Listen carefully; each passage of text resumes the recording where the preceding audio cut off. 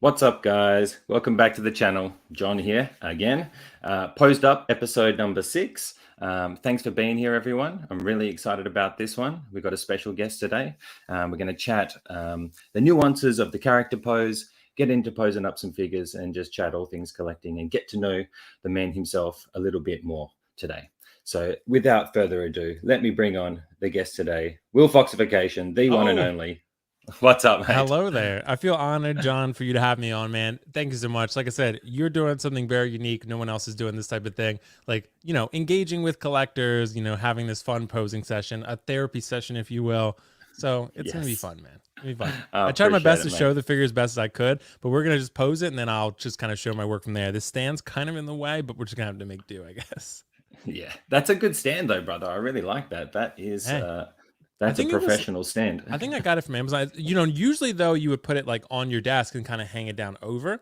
But in my case, like the desk, there's not a place to really clamp it, and I'd have to screw it in the desk, and it wasn't long enough. So I was like, the only thing I can really do is hang it on this side piece here, and then just kind of fold it up. Yeah, so that's really nice though, man. That's a nice mic. But seriously, man, this mic, that's the one you want really, because this mic is a Shure SM7B. It's like what Joe Rogan uses. A lot of podcasters use it. It's like real top tier stuff, and it's like I think it's like $400, but it's a long term investment, so it's absolutely worth it. I'm definitely going to look at it for sure. We've got a few people in the chat already. What's up, Lewis? Thanks for being here, mate. We'll go run through a couple of these guys. KG, what's up, brother? Let me know what you decided. Chalamet. KG ballin'. He's a baller. And JC, what's up? Thanks for being back, JC. Everyone in the chat as well, if you want to chime in, let's get the chats going. Let's start building the community. Like, if you have any questions for us, also, chuck them through. Happy to chat. But I've been looking forward to this one, Will. I've been looking forward to roping you in and having a chat, brother. So I'm really excited for it. And I love the character you picked today because it works perfectly with my YouTube name, which is funny enough. Iron Logan, and that is my two favorite characters. And man, we were talking about this character before. This figure, underrated, in my opinion. Iron Man Mark 50 today. Yeah, that is a beautiful looking piece, that one. I absolutely love that one. Yeah, it's underrated. Yeah. Would that be one of your favorites? Yeah, Iron Man Mark 50 is one of my favorite Iron Man suits. It's funny because I feel like it's the most polarizing Iron Man suit of all time. Like it's like you either love it or hate it usually. So I'm one of the camp that love it. I like the look of it. I think one of the reasons people don't, they said it looks kind of Power Ranger-ish. So it's like very sleek and very slim and very form-fitting. So I like that about it. I also like it because Infinity War is my favorite Marvel movie, my favorite movie period as of now. So Infinity War is just a masterpiece in my opinion. What the Mark 50 does in that suit, how it goes toe-to-toe with Thanos, at least for a little bit. It's seriously incredible, and the feats it pulls off in the film when he fights Ebony Maw, Call Obsidian. The Mark 50 is just amazing. I don't think any suit did more than the Mark 50. No. The Mark 85 does the snap, but it doesn't really do much else. And the Mark 50 not compared to this. Mark 50 this was in the claw and like all these weapons and this crazy stuff. The Mark 50 is probably the most impressive display of abilities. Yeah. And like even the leg clamps, when he clamps, like he kicks with the leg, like all the extra things that comes with it. Like it was his most weaponized suit that we got to see, I think. Like, and deservingly so, being that he was fighting Thanos. I think they just made too many of the figure. I think that's what it was. Like they just made a ton of Mark 50s and then they just sat and sat and sat because everyone who got one wanted one. Now they just turned them into Doctor Stranges. So that's what they've done. They took all the spare ones, turned it into a Doctor Strange figure. So man, I love that figure so much. I would consider getting, if it gets cheap, I'd consider getting another one because I got the accessories pack and I'd love to display more of those pieces rather than have them sit. The accessory pack. I thought about buying that at some point because it got real cheap. I wanted the battle damage faceplate, so that's the piece good. I think that everyone wants usually. And then the sword's pretty cool. So sword's really good. I definitely want like those 6-star reviews. What's up? Oh, they're worth it, man. I'll tell you. What's up?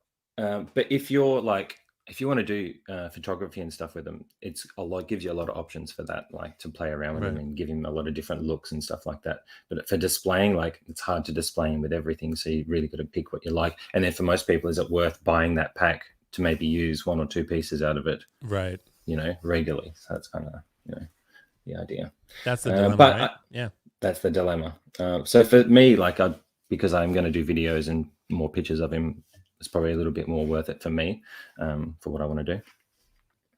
But yes, Will, what I would like to do, kind sir, is get this show started and ask you a little bit about why you got into collecting, my friend. I don't think I fully know what got you into actually collecting.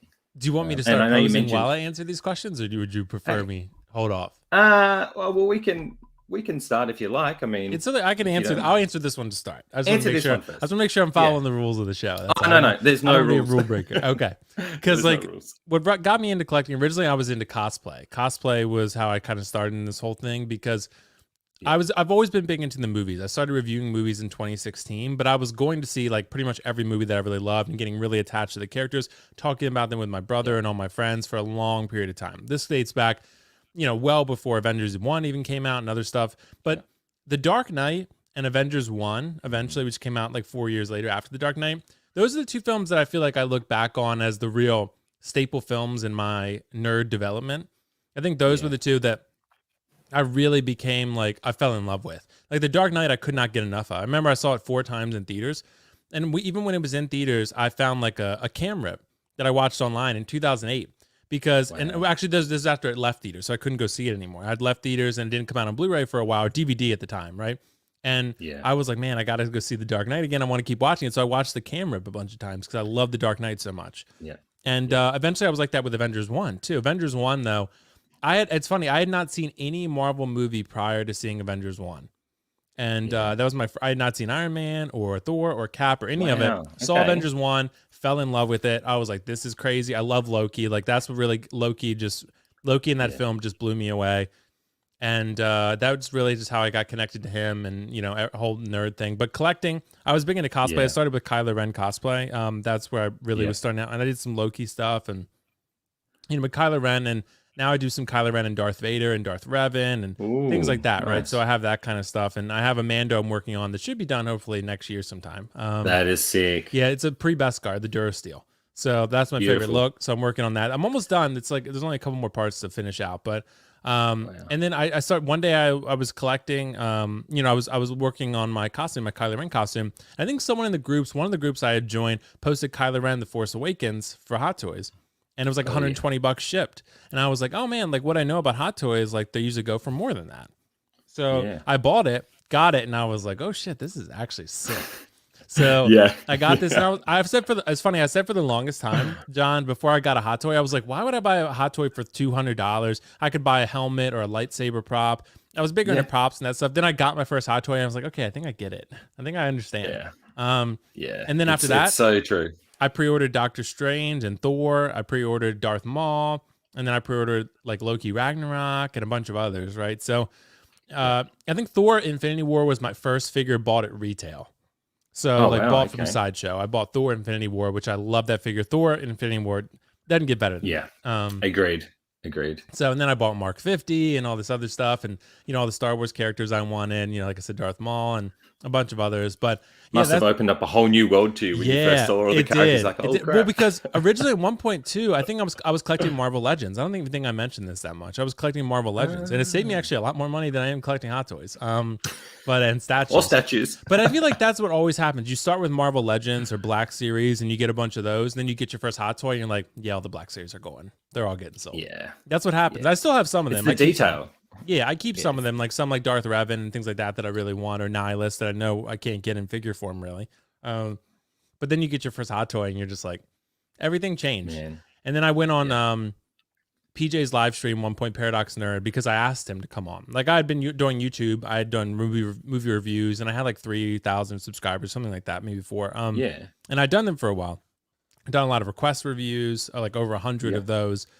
And then I asked PJ, I was like, man, I'm watching your show. Like, I really enjoy it. And I'm a big collector, but I don't have anyone to talk to about these things. So I really wanted to go on a show like that. So he let me come on. And then after that, we just kept coming on, became friends with him, and then started doing some other streams too. And then that's where we ended up where we're at now. And now I have all these statues you can see behind me and, Loki helmets and, and all these Hot Toys. I don't know how many Hot Toys I have now, but I have a lot of Star Wars and Marvel and some random stuff too.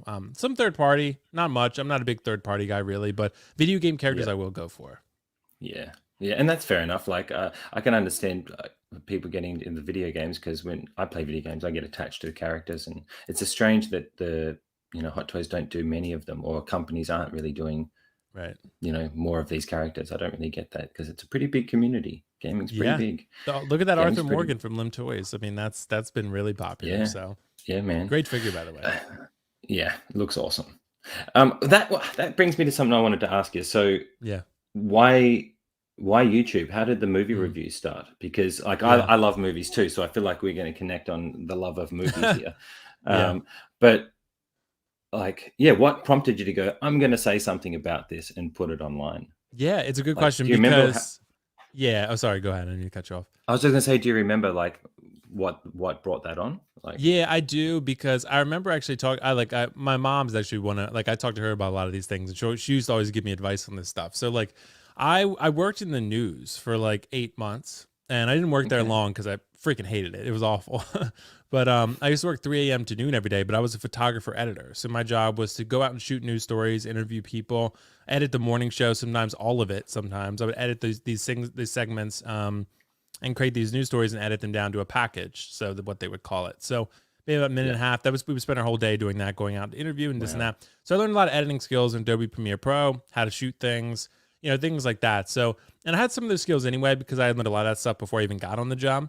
But I left that job, and then I started teaching, which is, I teach part-time. I'm not right now, but I'm an academic advisor full-time. That's what I do. I work in a college setting. So, but I had those skills anyway. I loved going to movies. I was going to see all these movies anyway. I knew I liked talking about them. I had editing and, photography skills. So I was like, why not put all that together? It just makes sense to go ahead and try and do some YouTube stuff, because, I never really thought about it. And I was like, well, I love these movies, and that's the clear thing that I'm passionate about.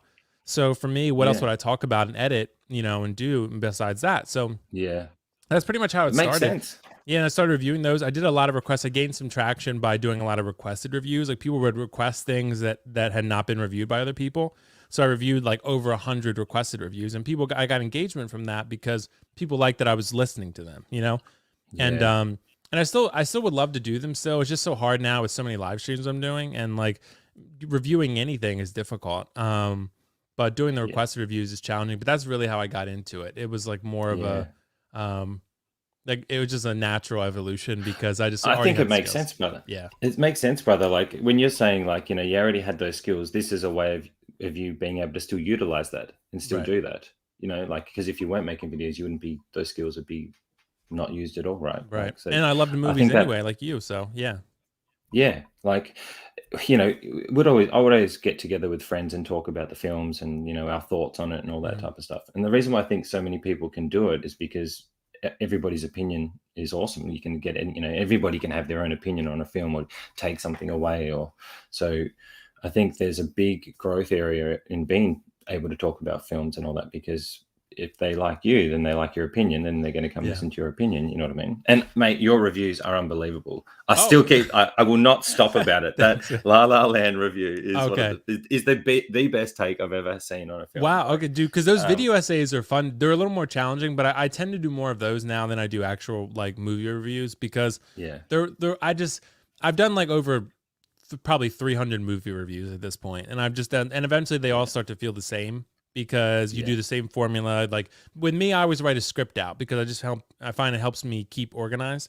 So I'll write a script, I put it on the little teleprompter thing in front of the lens so you can't see it, so I can read off the script, kind of go ad lib here and there when I need to, and then do that, and then review the film. But with La La Land, it was still scripted, but it's I can edit movie footage in and different music and stuff, and it takes more time. So I like doing those, because they're a little more thoughtful. I feel like they're not as superficial. So I like those, the Joker one I did. Yeah, more, it comes across very genuine. It's your honest essay take on the film, and I think that's refreshing to listen to. Because one thing, John, I know that you love this, because La La Land, in our community with the collecting, we don't really get to talk about the Oscar type films like La La Land or Moonlight or Hacksaw Ridge or Argo or Django Unchained, things like that, because we mostly all focus on Marvel, Star Wars, and DC. But there's so many other movies out there that I go and see almost most things that come out. So and I that's why I have Regal Unlimited, because I go see so many movies. I used to have Movie Pass when that was a thing. So And that's why La La Land, I think I saw it a couple times in the theater. I watched it several times on Blu-ray since then. La La Land's in my top 5 movies of all time. Yeah. So it's really incredible. And I hate musicals.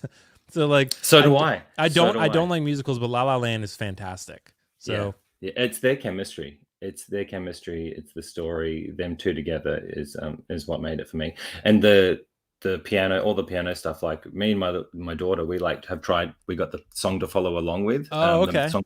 The song that he plays in the bar, and we will try to like. We've learnt like a little bit of the intro.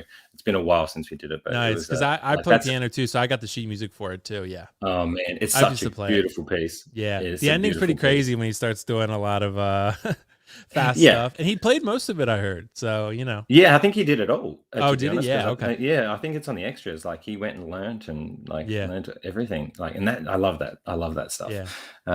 But yeah, like I like talking about films. Like we were just talking before the stream started. I saw Bond yesterday, and I won't do any spoilers, but damn, like, or is it okay to do spoilers, or can we give a warning with spoilers? But that's you. It was a great finish. It's a gut punch. Yeah, it is. But I thought I'm okay with it. Yeah, I'm sad, but I'm okay. You see Optical's comment, you like La La Land, but you gave 300 a 7. Well, because you know why that is, Optical, because La La Land is a masterpiece, and it won Best Picture, and then it didn't win Best Picture. So, you know, and 300 is, dude, I watched 300 again. I don't think I've ever gotten more heat than my 300 take. Like, when I said that on the stream, everyone was just like, "Can kick this man immediately." Like, I think I said it's like okay, it's okay at best. I watched it again like maybe 6 months ago or something. Yeah. It's still not really good. It's okay. Like, I mean, it's like, I mean, I'm not a huge Zack Snyder fan, but Snyder Cut was incredible. But the rest of his films, I'm like, they're okay. You know. Yeah. Well, I have to say I'm a 300 fan, but I like it for other things. Like I love the whole training that went into it because I'm into the fitness stuff. So like I like the whole thing that he put them through. I love that shit. The spray on abs too. Spray on abs, you know. No, I think they were real. They were real abs, but yeah. I think they did both. To be honest, I think a lot of them were jacked, and they did touch it up with makeup. Yeah, for sure. Oh, okay. For sure, I'm pretty sure that. I need some of that.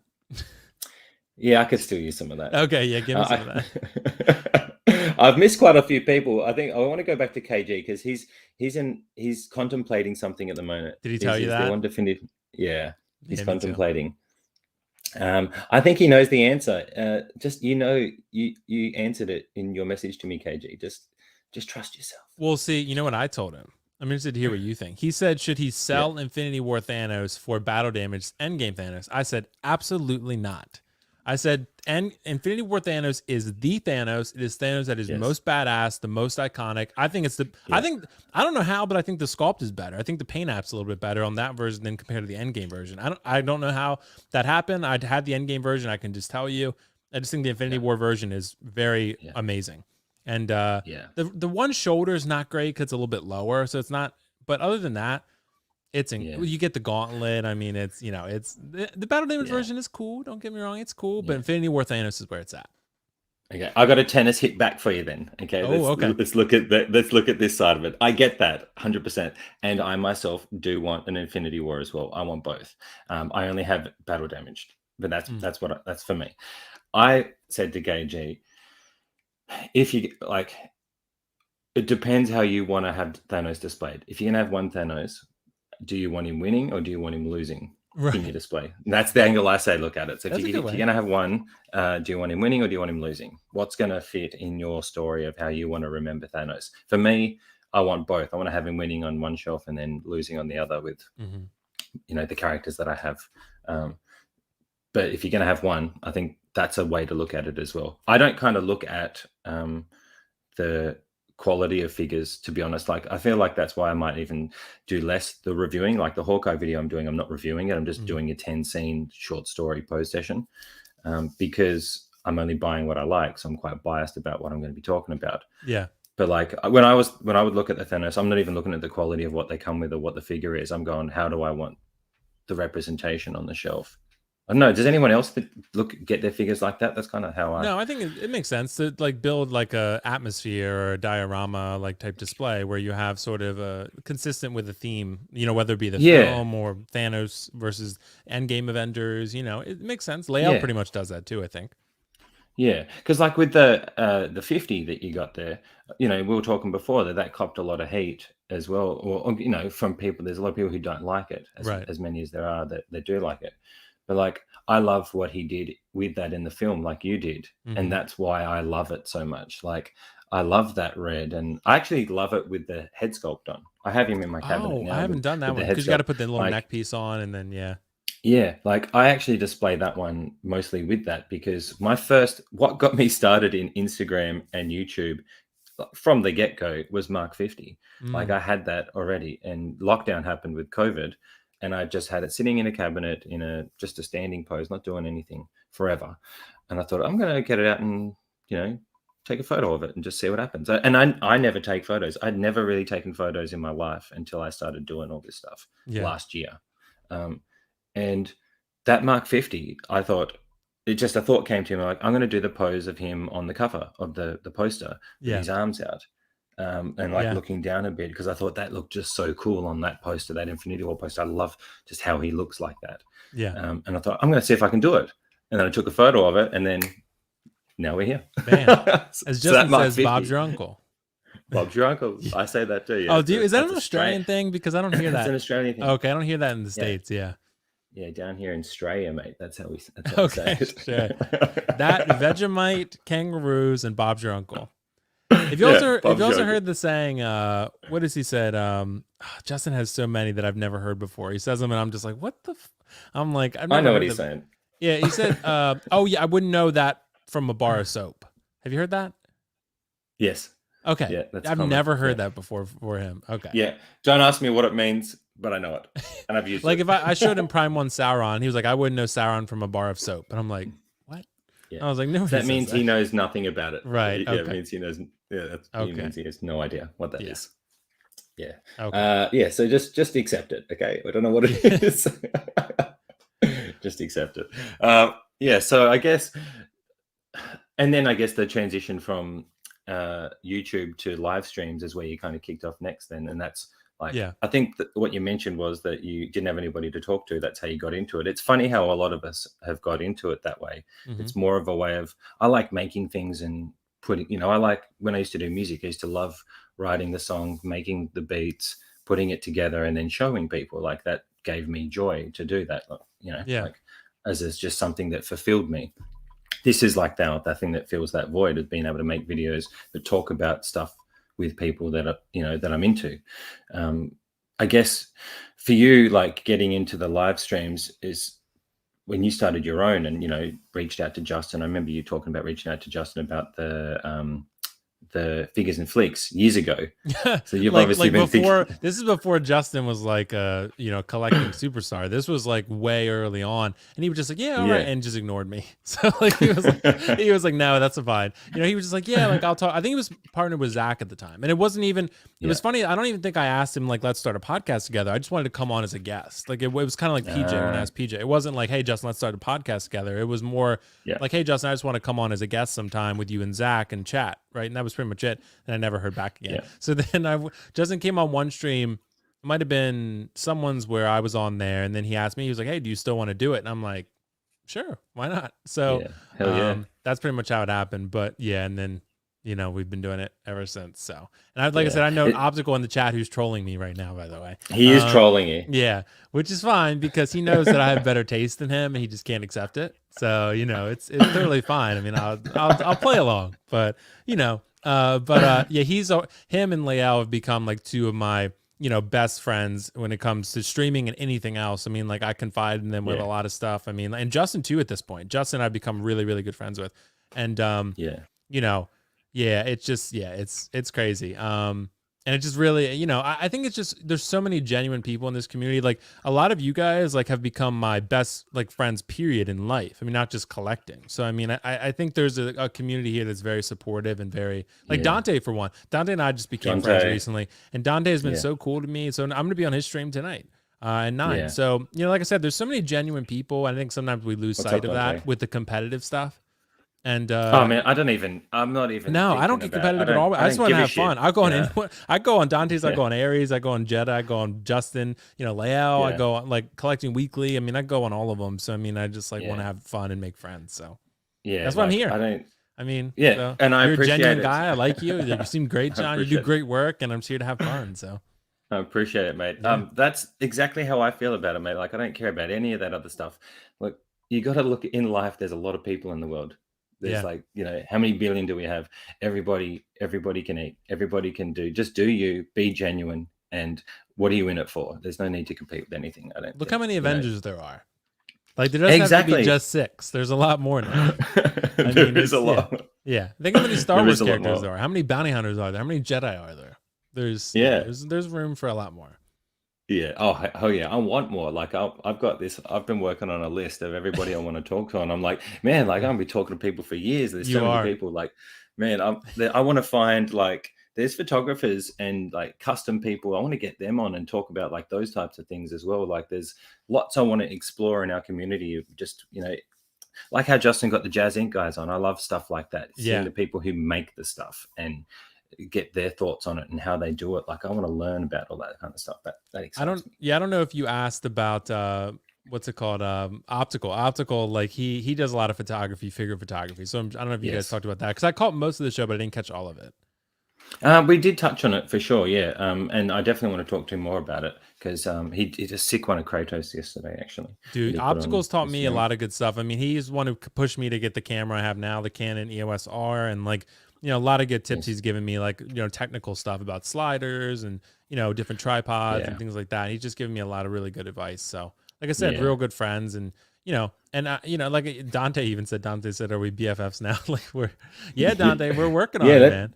Yeah, let's be BFFs. But Dante won't play video games. I don't know what's wrong with him. Like he's like Dante. he's like he plays FIFA, but he was like my son plays video games. But we tried to get him to play Battlefront 2 with us, and he was like, I don't really play. I was like, Dante, don't take the PS5 from your son. Take it away so you can play, and then he can play every now and then.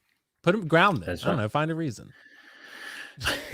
Well, look, I can't talk. My little girl rules me. Okay. I'm her. I don't have any kid rulers, so I'm good. Luckily.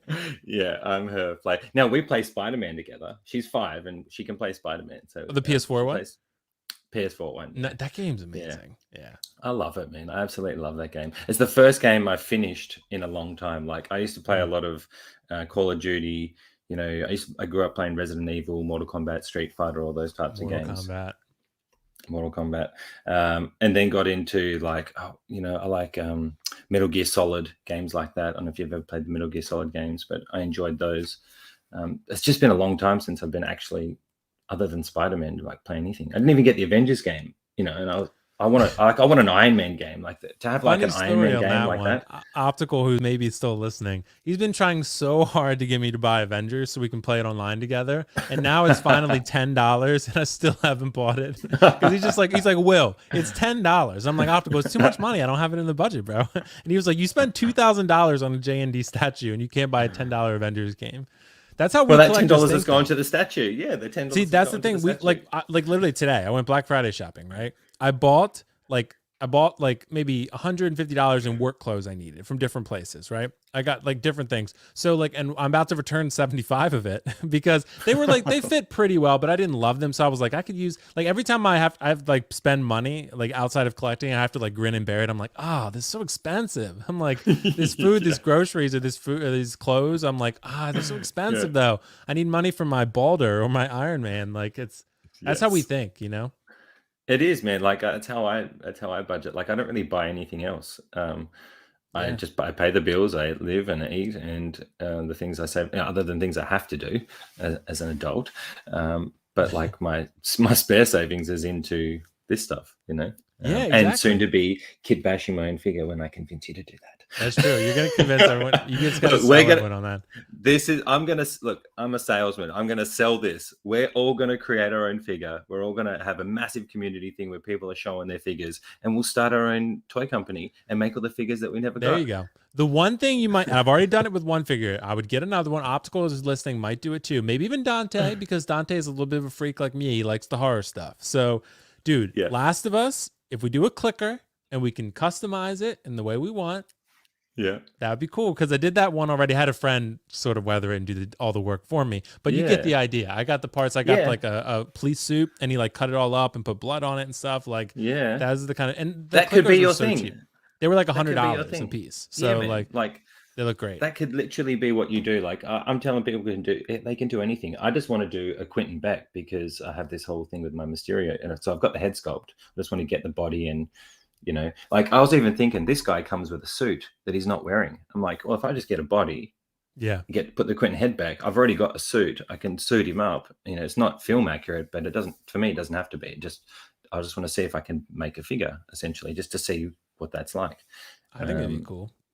I think it'd be cool, man, to then say, "Hey, I like the hunt." I think we all like the hunt if we're in this community, right? We're hunting figures, we're hunting for our collection, we're picking up things. Like it's in our DNA, boys. We are hunters, right?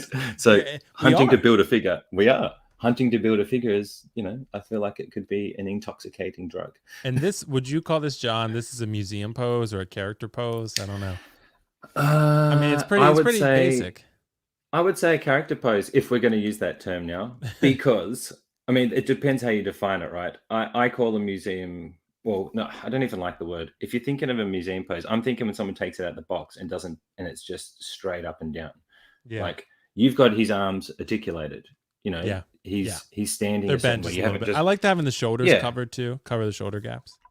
Yeah. So that to me is a character pose. Like you've got him standing in a stance doing something. Like I guess I'll touch on this guy. So this is my Wolverine from the movie Wolverine. It's the only one I have, even though he's one of my favorite characters. Boom, lobster claws on.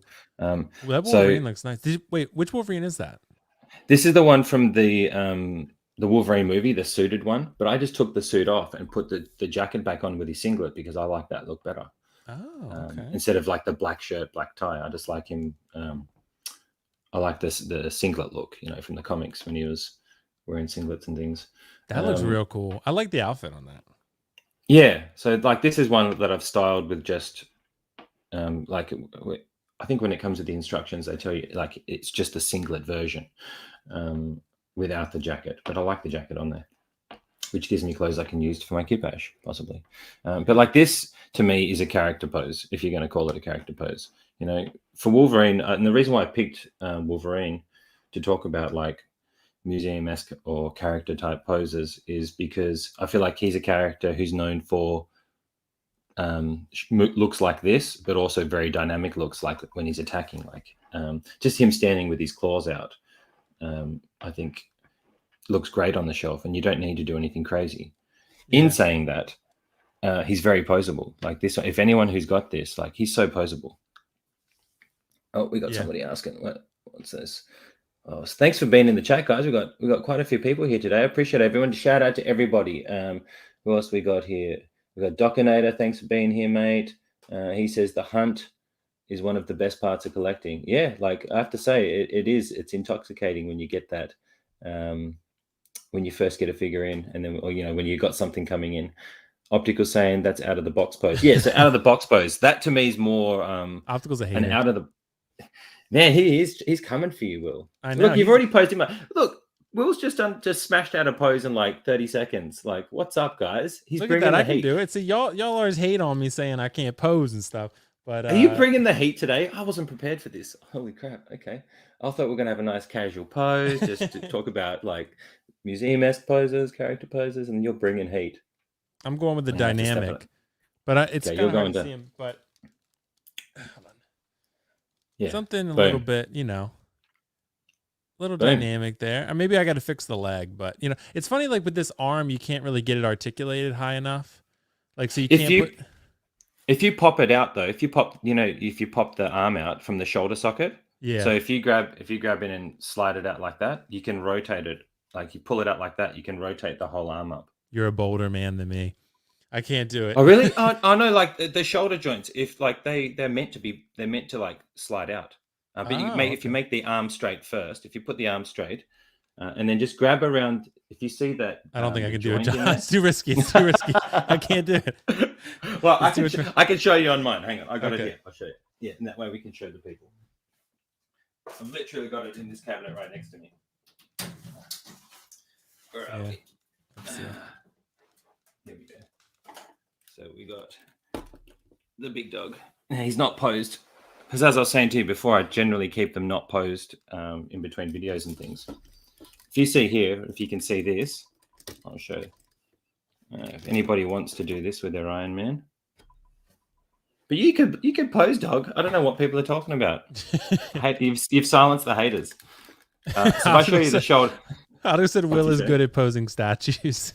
They have swap outs optical. I can swap them very easy. Actually, no, I can't even do that well because watch me assemble Balder. It was very stressful. That was pretty stressful for you. I feel for you. It was like 40 minutes.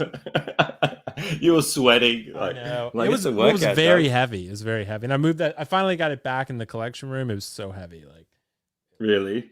Oh, man. It does look sick, though. It looks sick. I've actually got that game, but I haven't played it yet. Oh, it's dude, like just been so sitting there. It's just been sitting there. All right, if you want, I'll show you this shoulder socket real quick. That way, you'll at least know. So if you grab the arm like here, and I put my arm on like the bicep and tricep, and then just slide it out, a little pop, then you can rotate the arm without any touching. Oh.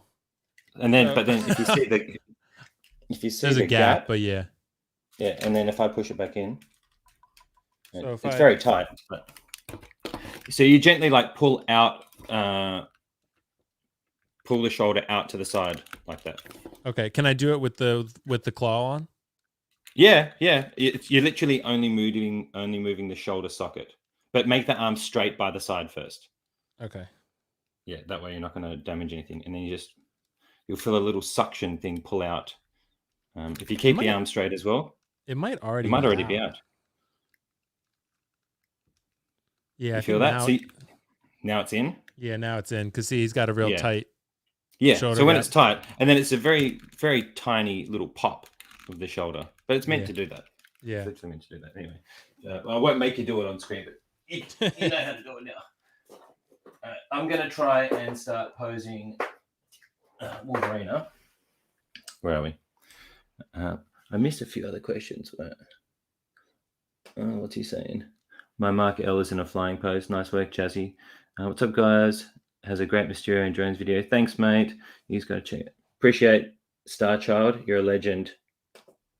Wiley Ramirez, what's up, mate? Thanks for being here. Big Dog Pound, what's up? Oh, that's not so. John, thanks, mate. Appreciate it. A character type pose. Yes. Like with the claw, but you can keep the shoulders intact. Yes. Not bad. I could even put him with the fisted hand back on this hand. Yeah, and then, look, you've got him looking to the side, like that. Little nuances like that. Sorry, I feel like, I was thinking about it before, right? Before we did this video, we get kind of when we talk about posing figures and stuff. I kind of feel like it's getting to the point where some people are like, oh, you don't pose, and then some people are like, oh, why would you pose? And there's kind of like two camps of thought and almost like argument. Does it feel like that to you? Yeah, a little whereas bit. for me, like, I think we need to like rethink that, because I don't think anybody should be doing anything with the figures that they don't want to do. And everybody should be able to view their collection the way they want to view it. It's what do you have it for? Like, if you have it and you just want to represent the character and you want to keep it more pristine, 100% it makes more sense to not go fiddling around with it. Like, because that's not what you've got it for.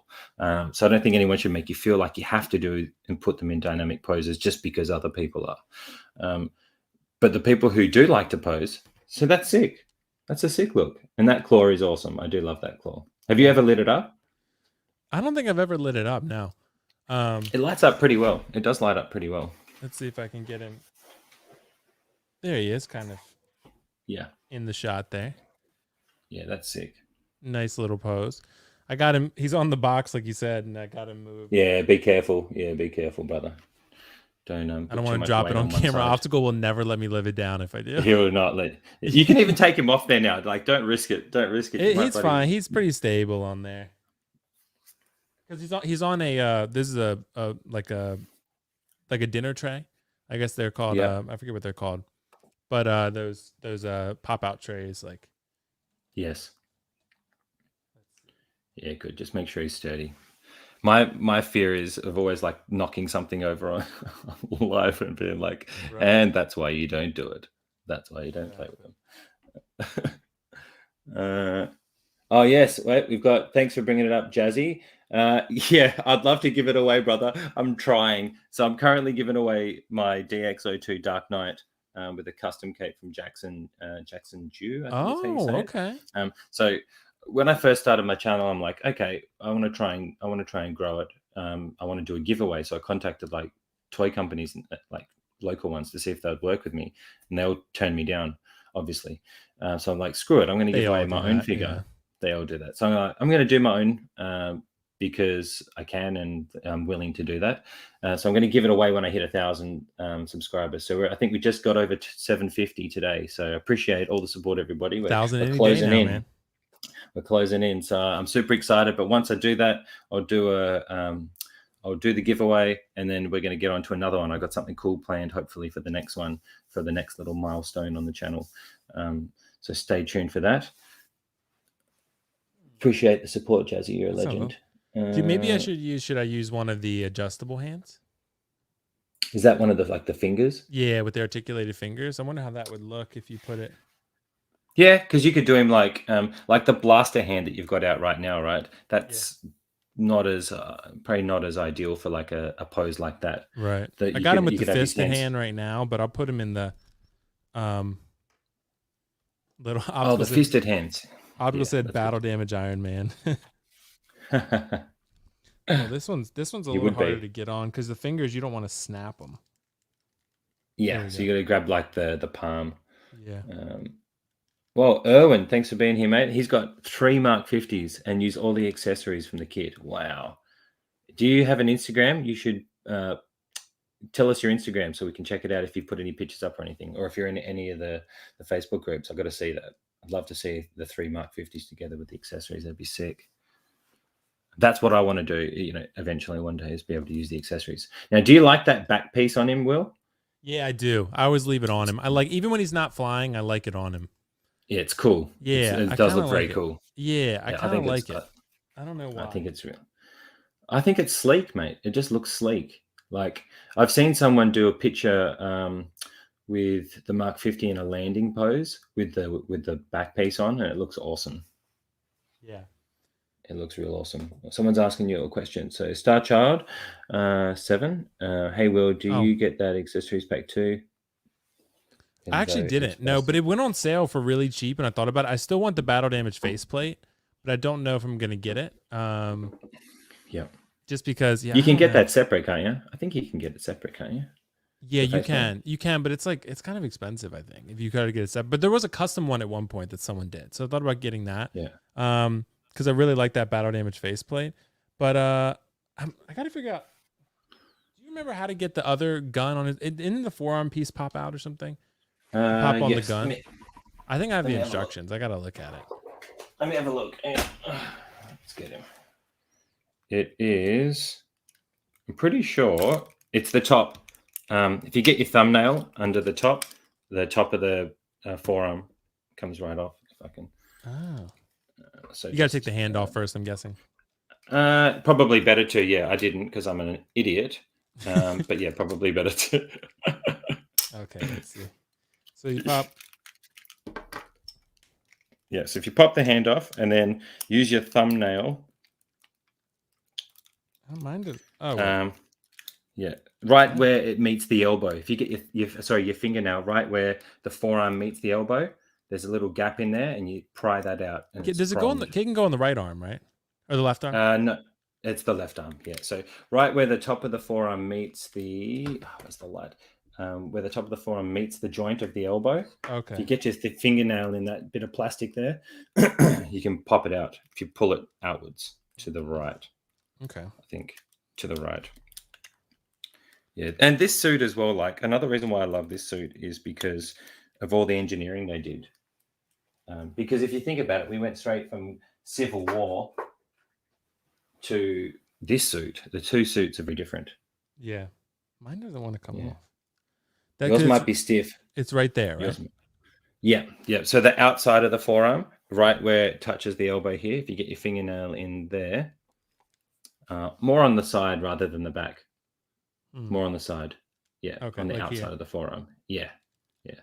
Up the top where the elbow joint, start of the elbow joint is. Yeah, mine doesn't want to come off. Yeah, yours might be super tight. I don't want to break it. Yeah, don't break it. Don't do that on. Optical is like he's just waiting in the shadows, waiting in the shadows, lurking, waiting for me to break something. Yeah, lurking. KG, getting your homemade suit today. Awesome work. And soon we'll be getting the drones for a good price. Oh, yeah, KG. Me and KG are going to have like 8 Mysterios. Or is it 10 now, KG? We're going to have like 10 Mysterios, Something I think. like that. One of the two. And about 50 drones for our displays. So that's going to be fun. That's all we're collecting now is Mysterio drones and No Way Home. They are fantastic. Pretty much. As much as I know a lot of people are upset about the other releases, I'm sorry, guys. Mysterio is incredible. I thought about getting a drone myself because it's like $100. Not bad. Yeah, that's really good. That's really good. But yeah, see this. That'd be about what I got it for. Really nice. Yeah. The Canon is nice. The instruction just to look at the photo. Yeah, I'm pretty sure it shows you in there. Yeah. But, this is why, guys, we always look at the instructions, despite what John tells us. Because just check. Just check. Don't trust me. I'm a madman. Do not overbend. True, John is quite the madman. That's what he's known for. Yeah, that instructions will say, "Don't do what John and don't do what John Iron Logan said to do." Let's see. Keep them safe. Keep them. Okay, safe. Let's see. The right. That's the right arm. The left arm. Remove the left forearm plate. Attach hand cannon as indicated. Yeah, it's just a picture. Pretty sure it's going to tell you where I said it. At the top it is. And that's the funny part. So like that. Okay. We're just gonna. If we break it, we'll buy another one on Sideshow. Yeah. Have you got long nail, like a long enough nail at the minute? Like so. The top. This one's kind of long. I usually bite my fingernails, but today I'm glad I didn't. Yeah. So I think you've got the finger in the right spot. Now you've got to kind of like hold the forearm right in here. Yeah. So you want to pull in that at the back, around the side a little bit more towards where the elbow is. At the back. I think I got it. There you go. And then you got to wiggle. Oh, heard something pop, but nothing came off. Yeah, something popped. All right. That was someone's heart. Hang on. Why is mine so easy? Actually, okay. I can explain it better now. So on the forearm, see where the gold piece is on his forearm, the gold line? Yeah. It's not that. It's the red bit underneath that. Hook your fingernail on the bit right before the elbow, but on the red, not the top part. So you've got the silver, red, silver, gold. For those watching, I'm like terrible at assembling and building things. Like I got pretty good at building details, but the first time I built one, it took me like hours. Like I'm just like, don't worry about it. It is my kryptonite, building things. So that's why with figures, that's why I don't usually like posing things like this and taking all these parts off because I'll break something. So see if I can show you. If I can get my freaking fingers right. I feel like I'm like that old man on a camera who doesn't know how to bloody get it to focus like that, like your old dad. How does this work? I can't see. Oh, here we go. Okay. Yeah. So, if I pull it off once this goes on there, it's literally never coming off because. So this piece without it on. Why can't I even? It's a little because like I'm pulling it, but I don't want to snap that shit off. Like, yeah, yours might be tight. Like I've taken mine on and off quite a few times, so it could also be why it's a bit looser. But if you clipped your fingers on the part of the forearm that has, so if you see on the side of the forearm right before the elbow, there's a silver little triangle. See the silver triangle on the forearm, very tiny. Yep. If you get your fingernail behind that piece and then pull out. Oh, I got it. That worked. There you go. Who needs instructions? Just call up. I'll call Johnny John Boy. from now on. It would take you could potentially break it whilst we do it, but I can't. We'll get it there. Got the arm on. Boom. Nice there work, we go. brother. So now he's weaponized. Yeah, now I weaponize him. I'll put the fist hand back on him. Hell yeah. You got this. Voila. Oh, Kaif, what's up, Kaif? Thanks for being here, brother. If you're still here. Nice work. He wouldn't have left. He wouldn't have missed that greatness that we had on display there. He looks so cool weaponized too. I think because he looks so sleek, when you add the extra stuff on, it bulks him up more. Right. Yeah, but as we were saying, like, I should probably move this guy around. So I always do this. So I've just put him in what, like, as we're going to talk character poses. I think this is a definite character pose that you could leave Wolverine in on the shelf, or any character. And I think, like, when we tweak a pose, or when you want to display him, like I said, you don't have to have him in crazy displays to add character or get the essence of the character that you want to remember, right? For me, seeing Wolverine in the cabinet like this works, but also having Wolverine doing something dynamic for me also works too. Luckily, with this figure, you can leave him in a dynamic pose for a long time. Someone like Iron Man, you can also probably still leave in dynamic poses for quite a long time. Maybe with the arms up, like, I kept the Mark 50 with his arms up and out to the side for probably like 3 months in the DTOF. Really? Yeah. The arms are still okay. They're not as tight as they were, but they're still okay. Optical said, "This is painful to watch, and Will wants more accessories." Like, do we need to like give Optical a warning? Can we time him out? Like, can we time him out? If I know, if you can tell me how to do that, I can time him. Yeah, don't do it. He'll ban us, and he'll never come back, so it's fine. Oh no, don't do that. We want you to come back, Optical. All right, so I might switch this up now and put him in a dynamic pose as well. So, I mean, what I wanted to ask you, because when we were talking about Bond, right, I now want a Bond 1/6 scale figure. I feel like I want a Bond figure for the collection. Have you, like, ever thought about like that with other characters from movies? Like, yeah, I do. And I talked to Justin about this too, actually, because he is getting a third-party Bond. Like, it's so tricky with those because I really want to get a really good iteration of the character, like a really good artistic piece. So if I feel like it's like kind of a third party that's so, lack of a better term, then I just won't buy it because I feel like it's not, unless it's like Last of Us or something. Optical and I have sort of a weakness for Last of Us. So, like CC Toys, they're pretty good. I mean, they're not amazing figures, but they're pretty good. And for Last of Us, they make us happy. So if it's something like that, I'll do it. But I generally try to stay away from third party. If I can get a good license figure, then it's good. Like 3-0, Optical convinced me to buy the Walter White 3-0, and it's actually really good. Okay. So, and the Jaime Lannister from 3-0 from Game of Thrones, that seriously, looks good. Man, it's really. I'm a Game of Thrones fan. Yeah, 3-0. Sometimes they really miss, sometimes they hit, but this one was a hit. Jaime Lannister was very good. Yeah, Jaime Lannister did look really good. I will give him that. Like I would love to have a Daniel Craig Bond figure. Because I really have enjoyed him. I still remember seeing Casino Royale in the movies and how much I loved that movie. Yeah. When that first came out, like that parkour scene, like it just puts you right into the movie. And just his physicality. Like, I feel like Daniel Craig just, for me, because before that, probably the biggest Bond I watched was Pierce Brosnan as I was growing up. You know what I mean? I remember seeing the Pierce Brosnan ones in the movies. And Daniel Craig was just more physical, which I liked. It always shocked me because I'm pretty sure the director of Casino Royale, which I really enjoyed that film, directed Green Lantern. And I'm like, man, how can you go from doing Casino Royale to doing Green Lantern? Correct me if I'm wrong, someone in the chat, but I'm pretty sure it was that guy who directed. The guy who directed Casino Royale directed Did he? Green Lantern. Let me look that up. I think so. Yeah. Correct me if I'm wrong. Now, I pride myself on useless film knowledge. So if I get this wrong, I'm going to be upset at myself. Yeah, so it's Martin Campbell.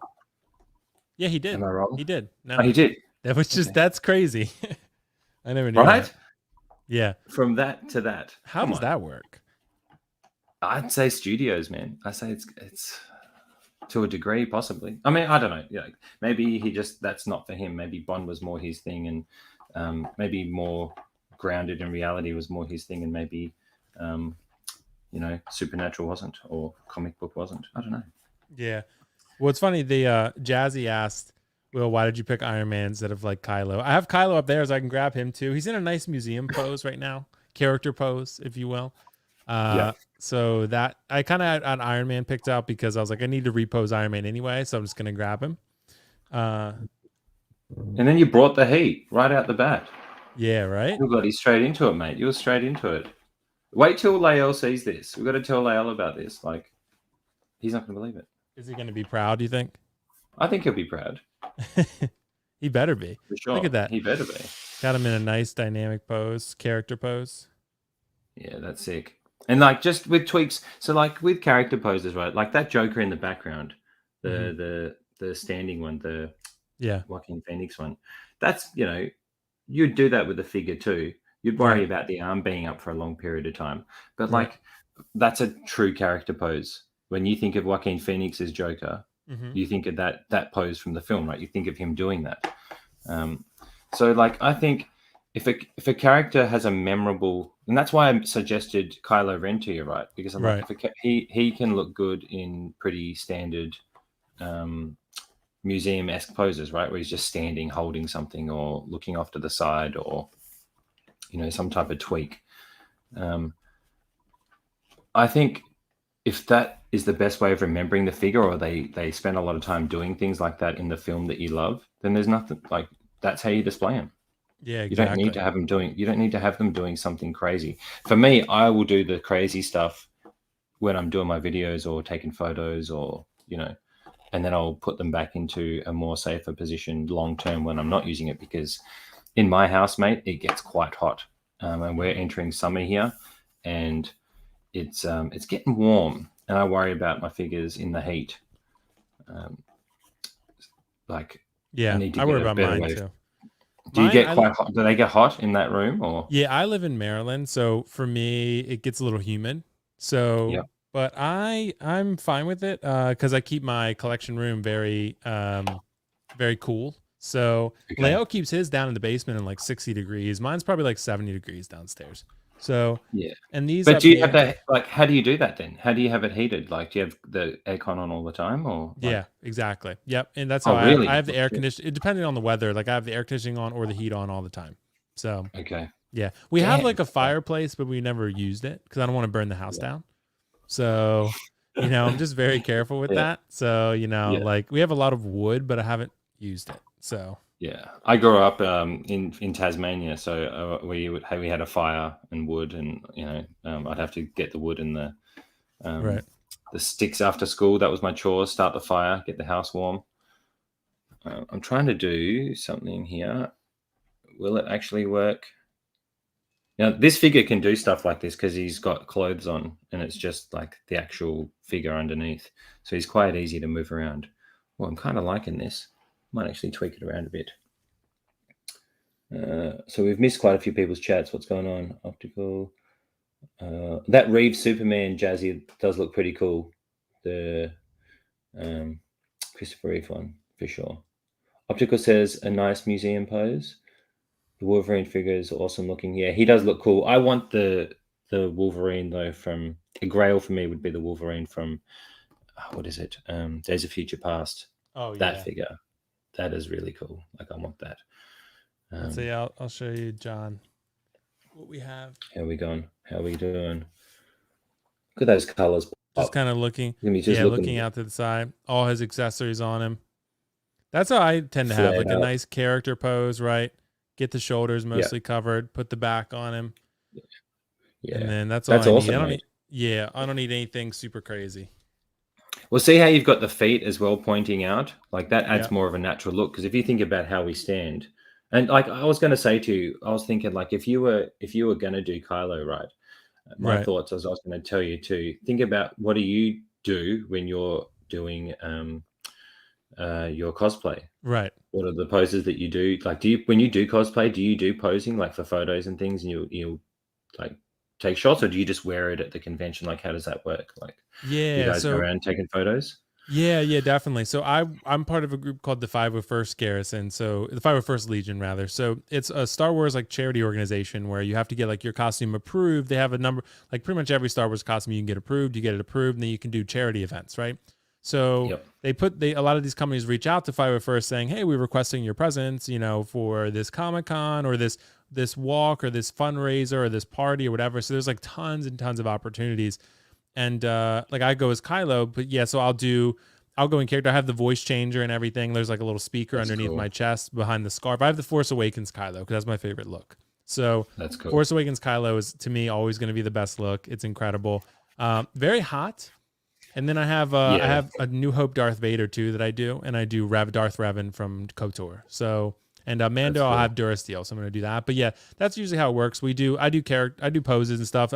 Dude, depending on how big the event is, a lot of times it could be thousands of people. You take tons and tons of photos. Like one time I did Darth Vader and my New Hope Vader, and we did a parade, a St. Patty's Day parade. And there was like 5,000 or 6,000 people there. So, and we did that. Dude, they had to come back and get me because my Darth Vader was so popular that like we were walking in the parade, right? And like everyone got so far ahead of me because I kept getting stopped for photos every 2 seconds that they wouldn't let me leave. So they had to come back and get me and tell people I couldn't. Never felt more like a celebrity than that day.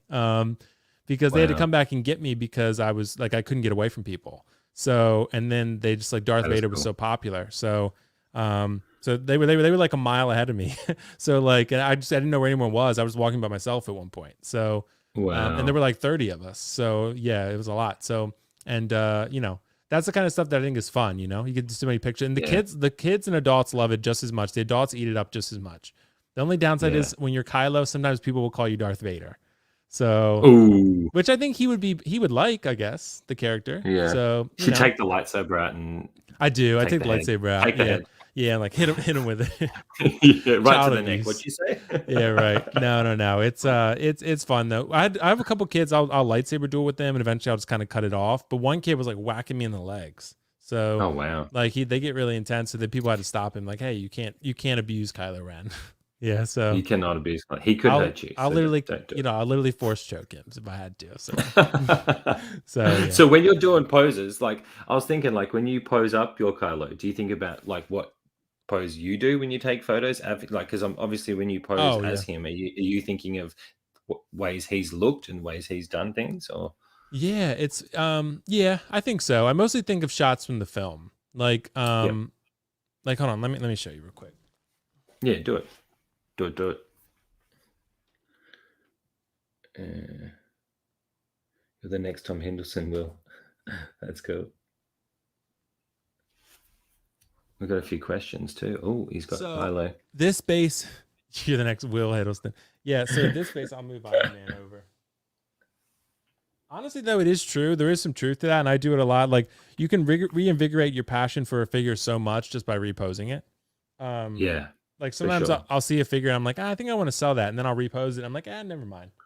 Like, yeah. So, I had that with the Captain America Winter Soldier 2-pack because that was one of the first I ever bought, and I was like, do I need all these caps? I want to upgrade. And then I did that. I'm like, I'm going to make a video first and see how I feel. As when I started posing, I'm like, there's no way I'm getting rid of these. Yeah. See, with Kylo, it's literally as simple as this, right? Something very simple, just holding the lightsaber, kind of a little bit of a hunch. This base was actually made for me by Nathan Alker from Han Shot First. Yes. Yeah, he's a really cool guy. He made this base. He sent it to me for a review, actually, for free. So, and it's like a snow base. It's got sticks and stuff on it. It's really cool. So I use it. I bought this spare Kylo for $90. Yeah, because the guy had it loose. So he gave me all the accessories, all the hands and everything, and the stand, just not the box. So, and it was $90. I was like, I'll take it. And he had a First Order Stormtrooper that I should have bought too, but I didn't. It's so cheap though. That's a great pickup. I should have bought. I regretted not. He had a Ray too that I think he sold to someone else, but it did arrive and everything was good. So this Kylo dude, it's one of my favorite figures, period. It's an absolutely it does look cool. It does look so cool. Even though it's like mostly all black, it just has presence, doesn't it? Yeah. And with him, like you could put him in a dynamic pose. I wouldn't worry about it. But like on this base, I just think it works better for a simple character pose, like you guys call it. Yeah. But see, it's not just simple though. Like if you had him right out of the box, right, he wouldn't look like that. No. So you have like, I think that's where people get confused about posing. It doesn't need to be crazy, maybe doing something like this. It doesn't have to be this to portray the character, because Kylo, like that, I look at that and go, because I don't have a Kylo figure, I'm like, that reminds me of how he would look in the film, like threatening, looking to the left with his, like, so you've put thought into it. So I think there's nothing wrong with posing like that. And on the shelf, that's much safer than maybe say something like this pose for a long Right. term. Although with this figure, this is okay. But if you were to do this with a Captain America or something, or a Spidey, like Right. long term, you've just got to be careful. For photos and stuff, it's very different. So a pose like that, mate, it's not like people say museum pose like it's a dirty word. I don't think it should be a dirty word. Like No. Justin said, museums to honor great things, right? Like you Right. go to a museum to see things. So I think, again, people can look at figures how they want to. It's up to you what you do. Don't get caught up in trying to do stuff like this if you don't really want to, but you feel like you should because everyone else is doing it. Don't do that. Right. Display the figure how you want to have the character for you to remember. And then, like, you can enjoy what people like myself and Lael do, maybe looking at things that you wouldn't be willing to do just to see what they can do. That's what I like. I like to see what I can do more than I worry about the longevity of it. I don't really think about that. I'm more, what can I do and what fun can I have? You guys like to push the limits. That's why, like, one of the reasons I don't typically mess, even though we tried it earlier, mess with these hands where you articulate the fingers, right? Because I never feel like I can get like a natural look to it. It's hard to like really get it to look real natural because you're articulating each knuckle and each finger independently. And that's kind of why sometimes I don't always like having purrs, because purrs with the eye movements, it takes me a lot of time to sit down and make the eyes look natural. Like, because one will be, if they're not exactly perfect, it looks off, like he looks almost cross-eyed. Like he looks like where like one eye is too far over, or you want him looking to the side, so he needs to pull it over a little bit. So it takes a lot of time, trial and error, basically, to get it exactly right. Like Darth Maul Solo, I just worked that out with, where I had to like tweak it for like an hour to get the eyes just right. Like, so, and that's cool. If the eyes aren't right, you feel it. You can tell. It throws the whole head sculpt off. Yeah. So that's why I kind of like, I like purrs to a degree, but I don't always love it just because it's almost too much power. So I prefer it right out of the box, just looking with a great head sculpt, you know, and you could pose like that's why they usually have them looking dead on, because if they're looking dead on, you could tilt the head and they're still looking like they're looking to the side, but if they're like Luke Endor, where he's looking to the side, you can only put that one way. So, it's the same with which one is it? Stealth Suit Spidey. When you have his eyes, he's only looking to the left. Yep. Like I kind of would prefer the faceplate changes than posable eyes. Like I want to be able to change the face. Like for this figure, I wish I could have an angry head sculpt. Yeah. You know what I mean? Like, because maybe not so good, but if they did it right? If they did a proper, real awesome looking angry Wolverine sculpt, then I could, like, when I was taking photos, like I had him in a real dynamic pose for a while, and I'm like, it just doesn't look right because the face doesn't match the body movement. Really, I feel like if he was doing this, he'd be probably like screaming. And Wolverine does a lot of that. You remember in the first Wolverine movie where he busts out of the tub and he's just had the animanium put in him. He's like screaming. You can't portray that type of look with this head sculpt. You just can't do it. And eyes aren't going to make the difference. Different mouth movements, I think, would make a big difference. Like, actually, what I wanted to talk to you about, this new Loki that's just dropped, has a very different faceplate, or very different head sculpt. What are your thoughts on that, mate? Yeah, the smiling one with the President Loki. Yeah, it's I don't know, man. Optical and I, we talked about this with Layout last night too, and it's funny, like all three of us were in agreement, and I almost felt bad that I was. Hold on, let me get this in there. Yeah, you're right. I'll bring up a Kangaroo Kid. Thanks for being here, mate. Did ask a question. Sorry it took us so long to get there. Do the sabers need to be approved for your cosplay? Yes. Yeah, they're all part of it. So every costume part is individually approved. They give you something. Well, it's online. It's called a CRL. It's called the Costume Reference Library. So they have that for every character. So you follow that to a T. Like this piece of armor needs to be here. It needs to fit like this. The saber needs to have this weathering and these details. So it's pretty specific. Wow. But so every piece has to be approved. Like Kylo, I actually have a saber that I use with blades attached to it, and I also have a belt hanger. So like I actually got one of those Disney Store Kylo sabers, had my friend paint it up, and I had a lightsaber clip that we attached to it. And I hang that because it's really light. Because if you have a heavy saber, it'll pull your belt down. So like in the film, Kylo probably had something really light as a belt hanger, like something like a Disney Store type of saber that's very, very light, so it doesn't pull the belt down. But yeah, stuff like that. So it's very specific. Yeah, like the lightsabers have to be. It's all very, monitored. In other words. Yeah, that makes sense. Good question. Then we got Chess. What's up, Chess? Thanks for being here. Nice, Will. I'm building a live-action Death Watch Mandalorian costume for the 501 first right now. Wow. Nice. Oh, Mando Death Watch. That's pretty cool. I'm building a Mando, so I'm excited when that'll be You guys done. have to hook up. Yeah, I know. I got the rifle and everything, so it'll attach to the back and hang on my back and stuff. And it's the first rifle I had actually got seized by customs. So Really? like in the States, yeah, I think they said it was a weapon. Basically, they thought it was like a real rifle. I think so because it looked that good. And the second one I got actually made it through somehow. It's not usable. Like it has like a chamber, but there's no barrel for the gun. There's nothing to fire out of. So. Yeah. And it has a little pull thing, but you can't shoot anything out of it. There's nothing. Yeah, you could load like a fake round in there, but you couldn't shoot anything out of it. There's no barrel. Yeah. So I guess they're fair saying enough. you could modify it, but yeah, I don't know. It has a fork at the front, so I mean, it's like you'd have to take the fork off and then put a barrel. Yeah, in it, man. So. Like, so what happened with that one that got seized? Did you just lose on that? I lost it. Yeah. So basically, but the maker made me another one for free because I never got the first one. So he made me another one and I got it. And the second one came out really nice. It's a really nice piece. It's big rifle. It's like it's life size, so it's really big. Yeah, it comes apart in different parts, but we glued it together. My friend who does all, like my friend Richard does all my weathering and costume stuff. Like if I need adjustments or fixes, like he is like, it's good to have a friend like that can do that kind of stuff because he loves doing it and also like he is incredible at it. So it's good to have friends that are good at things that you're not good at. So.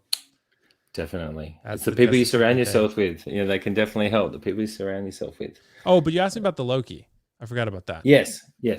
So I'm interested in what you think about it too. But I don't think it's necessary. Like I was Optical, I know, said he got some maybe comments here and there that didn't agree with him. Like, and it's funny, I felt bad because I got so many comments, John, about like when the figure dropped. Yeah. Like everyone was tagging me, everyone was messaging me, and I was like, oh, like I thought it was Pennywise or Endgame Loki. I thought it was something like that. And then it wasn't, and it was this President Loki because everyone thought I was going to be really excited for it. And I think you would think that I would be, but it's just not.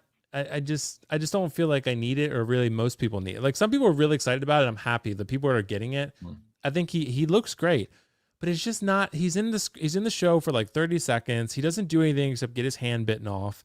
Like it's just, the outfit's not that cool to me. It's not like you're getting Thor 1 Loki or Avengers Loki or Dark World where you get a cool ass Loki outfit that looks cool.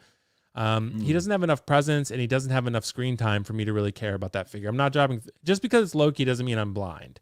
I'm blind fanatic to it. I'm not going to just drop $300 because it's Loki. So for me, it's more about the character, but also the presence. So I don't think it's for me, but I'm glad other people are getting it, but it's not, I don't think, I'm pretty confident I won't get it unless it goes for cheap. If it starts falling in price, maybe I'll think about it. Yeah, because that could be the play down the road. Like that's a while away, and maybe your display options change and you want to show it differently. And if it's cheap, you might be like, okay, because we have those types of figures where we're like, I'm not going to get it straight out, but down the road, maybe I will. I might. Yeah, I'm getting the TV Loki and Sylvie, so I'm getting those. So yeah, and I do like the head sculpt better on that one. I would say. I think the TVA Loki, you could, put him with the jacket on and put him with the magic effects, and it would look pretty cool, I think. But, this one, I mean, it's cool enough. I mean, it's not a bad figure. It's really not. It's a good figure. I think the sculpt's like an 8 out of 10. I don't think it's terrible by any means, but it's just not. I don't think I need it. There's so many other figures. I'm glad they did a different look. I'm glad they made it look different.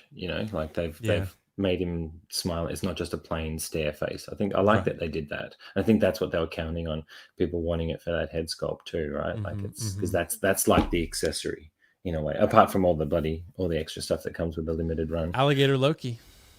See, that's why people want it, because Alligator Loki. But I'll pick up the Sosos one or something, and I think I would get classic Loki over this Loki. And I always love Tom Hiddleston. I've said that. I care more about the Loki than I do all the other versions of Loki. I love Sylvie, though. Sylvie was great, so I really liked her. But in classic Loki, I liked. But classic Loki from So for like 170 versus this Hot Toys Loki for 285, like I'd probably, and I'm not a big third party guy, I'd probably get the So because I have, I'm going to have TVA Loki. I'm going to have 4 Lokis at that point. So I mean, how many more do I really need? And like, is this one really worth it? I might have more, because I'm gonna have I have Ragnarok, I have Avengers, I have Dark World. I'm gonna have another Avengers. I'm gonna have like 5 or 6 Lokis, really. Yeah, you So, will. so I don't need this one. Yeah. Yeah. Have you thought about getting the throne, the gold Mm, throne? Do you see Jetta's video, like in having the yeah, throne there for maybe, one but of your I Lokis wouldn't to want to sit keep on? him in a pose like that forever. Maybe Mm. standing by it. Standing by it would be cool. But Yeah. sitting down, you know what I mean? I don't know if I feel Well, comfortable with that. yeah, the TVA body would be able to do it comfortably, but that's not really the right look, because Right, I feel like the exactly. TVA one's going to be like this guy, I reckon, very easy to maneuver because of the material. It's all fabric, yeah. Yeah, I think that'd be. I'm probably going to pick that one up. I don't have any Lokis at the minute. The Endgame one is going to be my first one. The Endgame, it's really the only one you Avengers need, one. to be honest, yeah. Yeah, Like I Optical only needs really. one Loki. He'll get Endgame Loki. I think that's most people, and you can call it a day. Yeah. Well, see, I want that one, but I think I do want the TVA one because I really enjoyed that show. Yeah, me And too. like I rewatched it with my dad, and he really enjoyed it too. So like I've had 2 runs through it already, and I love Owen Wilson. Like I love Owen Wilson, so That's having them what a two together, Mobius figure over this. I would have taken a Mobius figure over this President Loki. Mobius would have been cool. So Mobius would be very cool. Mobius would yeah, be very cool. I don't think that's going to have maybe a third party. yeah, maybe a third party, but probably not Hot Toys. Yeah. Yeah, I'd be kit bashing him from the Wedding Crashers. I love Mm. that movie. That's a classic. That was actually filmed in Maryland, I think, which is where I live. So, Really, mhm. that's cool. Yeah, I That's think I love that my movie. at the time it was really old, but my mom and I think my grandmother or something ran into, like, it was Owen Wilson or Vince Vaughn. They were in the area, like at a shop or like a coffee shop or something. So That's so cool. yeah, so they were filming in the area, so it was pretty cool. That's very cool. That's a classic movie. I do remember that. It's so I'm good. They're just making a second one, by the way. Are they? What? Yeah, I had no I don't know idea. when, but they are going to make a second one. Yeah. Oh hell yeah, as they should. That was a fun one. Mm-hmm. We got who else? We got a few more people rock up. So we'll just address the guys. Which version of Mando are you doing? So you're doing Durasteel, right? For Durasteel. your Yep, cosplay. Durasteel. Yeah, That's my Durasteel. favorite. It should have lasted longer. They went to Beskar too quickly, I think, because Durasteel is a Yeah, badass look, very rugged, very yeah, Western looking. Outlaw yeah, gunslinger. I think it was a cool ass armor. yeah. I do. I really enjoy that one. I love that. I love that piece for sure. S Mhm. Beam's here. What's up, S Beam? Sean Yeah, Bean. okay. Sean Bean. It reminds me, Sean Bean. It reminds me of someone.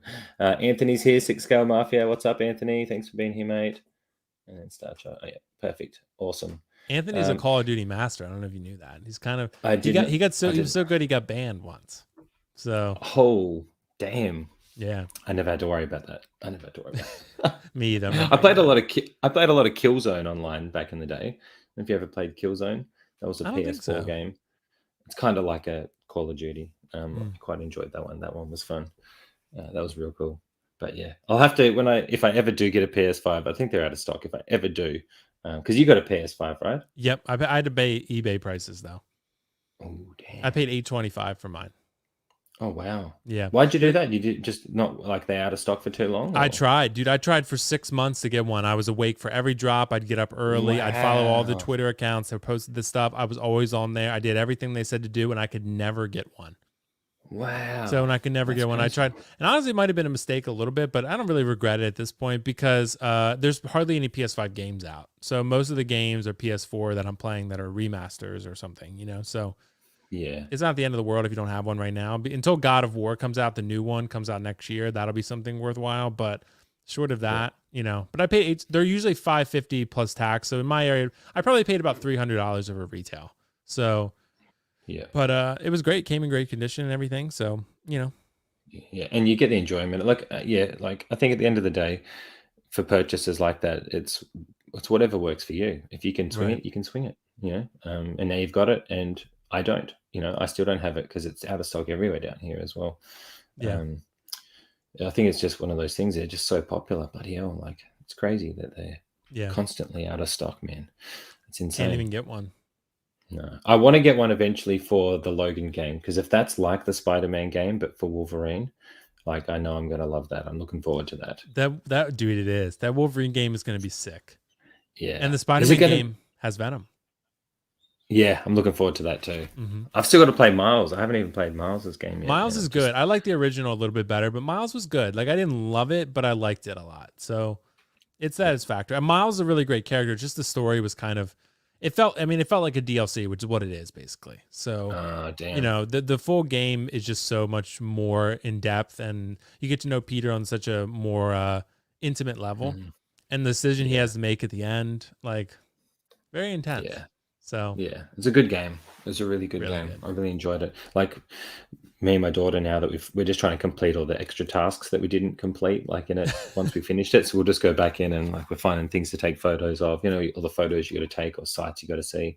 yeah, I still just enjoying doing that, like, and then just fighting criminals when you feel like beating something up. You feel like get your daughter to having a fight battle. criminals. Yeah. Oh, she doesn't like doing the fighting part, but she'll happily like she'll do the webs where you can swing like the sewer grates. Oh, and hit him with Like, people, hit people with them. yeah, she'll do that part, but she'll do it to random people in the street, not the bad guys, because there's no pressure. Okay, gotcha. Like, It's like GTA. what am I raising Spider-Man. here? It's like GTA Yeah, or something. Yeah.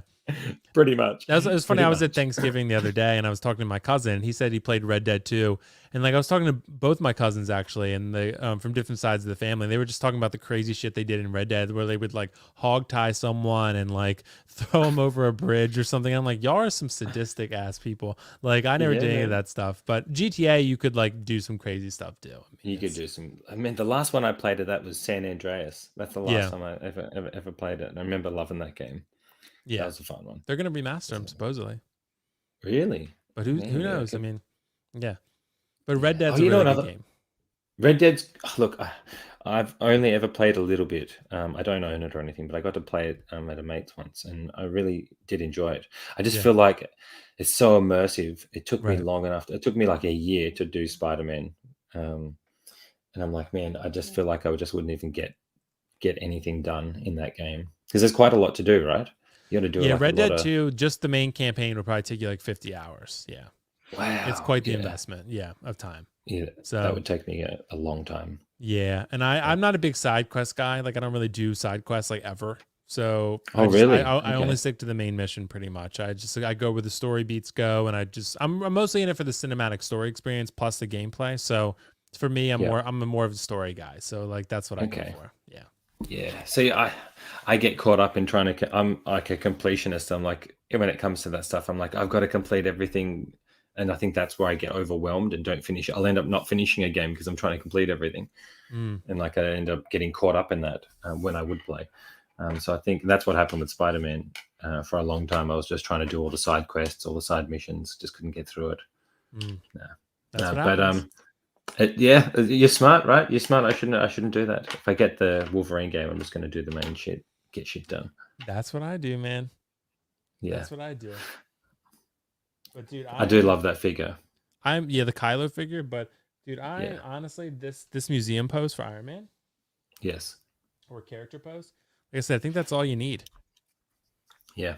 I Have like him in it. a cool badass looking pose, looking down at the side, standing off a little bit, showing his ammunition. It's sort of like he's about to gear up for a fight. That's how I look at it. Yeah. Thanos just arrived on Titan. Iron Man's like, all right, let's whip out the guns. Let's go. About to Let's go. go. Now, in your shelf, do you have him? So, who do you have him next to again? Like, how do you display him? It's funny because I don't like a lot of people display like consistency in terms of accuracy in line. So like they'll display like all Infinity War figures together. I don't do that. Like I just have one big Marvel cabinet and I put the figures where I think they make sense. Right. So Yeah.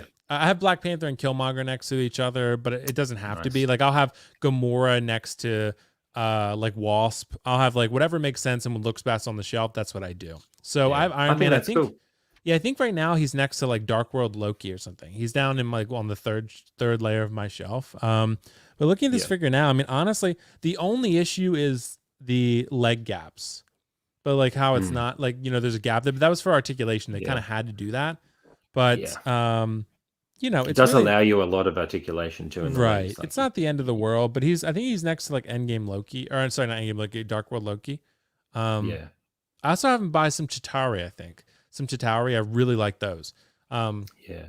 The Chitauri are really underrated figures. I got them both from Pop Culture for like $100 or something. Like, Oh, from pop culture. Wow. yeah, which is crazy. So like, I got them both. It was might have been like $120. There was some sale going on, like 25% off or something, Wow. and I got the 2-pack. And I really like those figures. I really do like them. They're underrated. They're like first order stormtroopers. Like no one really wanted them, but they're if you guys can still find them, seriously, they're good figures. Well, I'm considering now because I've got the 2012 cap and I got the Mark 7, and I'm like, oh, with Yeah, have Loki them fight coming it. in, Yeah. Yeah, like I'd love to do like a little video to have someone fighting. That's my biggest problem at the minute is I want to create like these stories, but I don't have anybody for them to fight because I've mainly got like heroes. I've got Right. Thanos that I can fight and Mysterio now, and like Venom. So I have built up a little bit, but like I've got like I decided with my Hawkeye video, I've done 10 scenes just on Hawkeye, and then I'm going to do 10 on Ronan. So I'm going to do 2 separate videos. I started off, I was only going to do like 10 full scenes, do a video on Hawkeye and Ronan, do 5 poses each. Yeah. And then once I started with Hawkeye, I just fell in love with like just how awesome that figure is to pose. And I'm like, okay, so I'm going to do 10 with Hawkeye and 10 with Ronan. But I'm like, what can I do with Ronan? So I'm going to have him fight Deadpool. So I've got You can use Deadpool for anything. yeah, so that's what I'll just use Deadpool. Like I've used Thanos to fight Hawkeye for Endgame, my little Endgame story, and I'm going to have Ronan fight. I've got the sideshow comic version of Deadpool. Oh, okay. Yeah, and I finally pulled the trigger on a great deal on the Hot Toys Deadpool 2 because Ryan Reynolds is one of my favorite actors. I had that figure, yeah. Yeah, I haven't I haven't had any one of his figures before, and it finally came on sale, free shipping, a really good deal locally. So I was like, okay, now's the time. I'm going to pull the trigger and get that Deadpool. So I'm like, I'll make Ronan fight both Deadpools and have a massive sword fight, and maybe do something like that. That'd be fun. Even Wolverine's got a sword here, like he comes with a katana. I'll definitely get Cable again, or I'm sorry, Deadpool again, because I am getting Cable. I had Deadpool 2 at one point and I sold it because it didn't really fit in with all of my collection. But I will get another one again at some point. But one thing I thought about doing, I'll probably just wait for Deadpool 3. Like I'll just wait for Deadpool 3 and then get that figure, and then it'll probably be the same suit or marginally different, probably better. They'll probably do something. They'll probably make it better. Because Deadpool 2 versus Deadpool 1, like the suit in the film is pretty much the same. It's just a matter of like Hot Toys made it a little darker and they made articulation a little bit better on it. So the third version of Deadpool, I mean, that figure might not be out till like 2026 because the film's probably coming out like 23 or 24, I would bet. And then, the figure's probably 2 years later. So, but I'm willing to wait for Deadpool if I have to. Yeah, I'm looking forward to seeing how they introduce him into the cinematic universe, just given, who he is and how Ryan's been portraying him. Like, it's been interesting to see how they slot him in. Like, is he going to, I feel like he's going to do a lot of cameos and then he'll eventually get his own movie. They said he's going to be R. Yeah, so I hope so. Yeah, they said it's going to be R-rated. That was probably a lengthy discussion they had. Can you do Deadpool not R at this point? I don't think you can. I don't think you can. But that movie was popular. Yeah, well, how's it going to work, though, when he teams up with the Avengers? I guess he's just going to have to be toned down in those films a little bit. You have to be. They'll stretch the limits of PG-13, but he's not going to be dropping F-bombs and stuff, yeah. Yeah, I think Ryan Reynolds would be able to find a way to make him still, have that wit. He's got that wit. It just won't be as vulgar, I think, as what you can do in the R's. I don't know, it'd be interesting. And then, like, with the whole Disney Plus thing, how they're going to do that. I think they said they're going to have like an R-rated side because I hope they do for Wolverine. Like, Wolverine, I think needs to be grittier. I just feel like Logan. He needs to be. Yeah. What do you think? What do you think about that? Like, do you think when they introduce him that they need to go that route as well, like an R-rated, more serious tone, or do you think they can pull it off like they pulled off? I mean, they pulled off all these other characters in a lighter tone. Yeah, I think they could pull it off. I'm not as big. See, I don't know much about Wolverine from the comics. I've never read comics before. So, if I were basing it off pre-existing knowledge, I could totally see it, where he might need to be a little bit darker. And I think also people have an expectation because of Logan and how good Logan was to most people. I don't love Logan as much as everyone else. I think it's really good. I gave it like a 9 out of 10. So I was very happy with it, but it's not something that I consider one of the best comic book movies of all time or anything, where most people do. So like most people think it's like the best or one of the best comic book movies, maybe like top 20 for me, but it wouldn't be like a top 5 thing or anything for like most people think it is. So like, but I still loved it. It's great. But it's not something like Infinity War for me, or Shang-Chi or Winter Soldier or Avengers 1. Yeah. So it's not one of those, but I think you could do Wolverine PG-13. I think it'd probably be fine. I mean, he just stabs people, but you wouldn't see it. But I think you could still pull it off. Marvel would find a way. I think they'll introduce the X-Men all very creatively and intelligently. Yeah. But the interesting question to me too is who's going to play Wolverine, because I wouldn't be opposed, because he said he would do it if it was Marvel. I wouldn't be for an old man Wolverine and bring Hugh Jackman back. Like make I it, would love that. like, and I just would love it. forget about the Fox stuff and just say it didn't really happen and this is a new Wolverine and it's just Hugh Jackman and make him old man Wolverine. I think that'd be cool. Like, and then maybe Yeah. do a younger Wolverine later if you want to do that. But you could do that. You could also do. I mean, Henry Cavill would be perfect. He'd be great. He'd be perfect Wolverine. Tom Hardy, I think, could do it. He's already Venom, I guess. Tom So he's Hardy, probably, I know. Tom yeah, Hardy is who I would be thinking would be a good one. He's got when he was in the movie Warrior. I don't know if yeah, you've seen that yep. one. It like that look he had in that, I feel like was more akin to like he could do for a Wolverine And or him Bane. I as mean, he did Bane. Bane. Yeah, So yeah. So I yeah, mean, he yeah, was. but there's probably other actors too that can do the job. Maybe because I mean, at the time, Chris Hemsworth and Tom Hiddleston's were unknowns, and they were Yeah, casted and they did amazing things. So it doesn't have to be yeah. like a Benedict Cumberbatch or No, or Robert Downey Jr. Robert Downey Jr. though at the time is kind of like Heath Ledger's casting. Like everyone at the yeah. time like criticized that. They were like Robert Downey Jr. is Iron Man.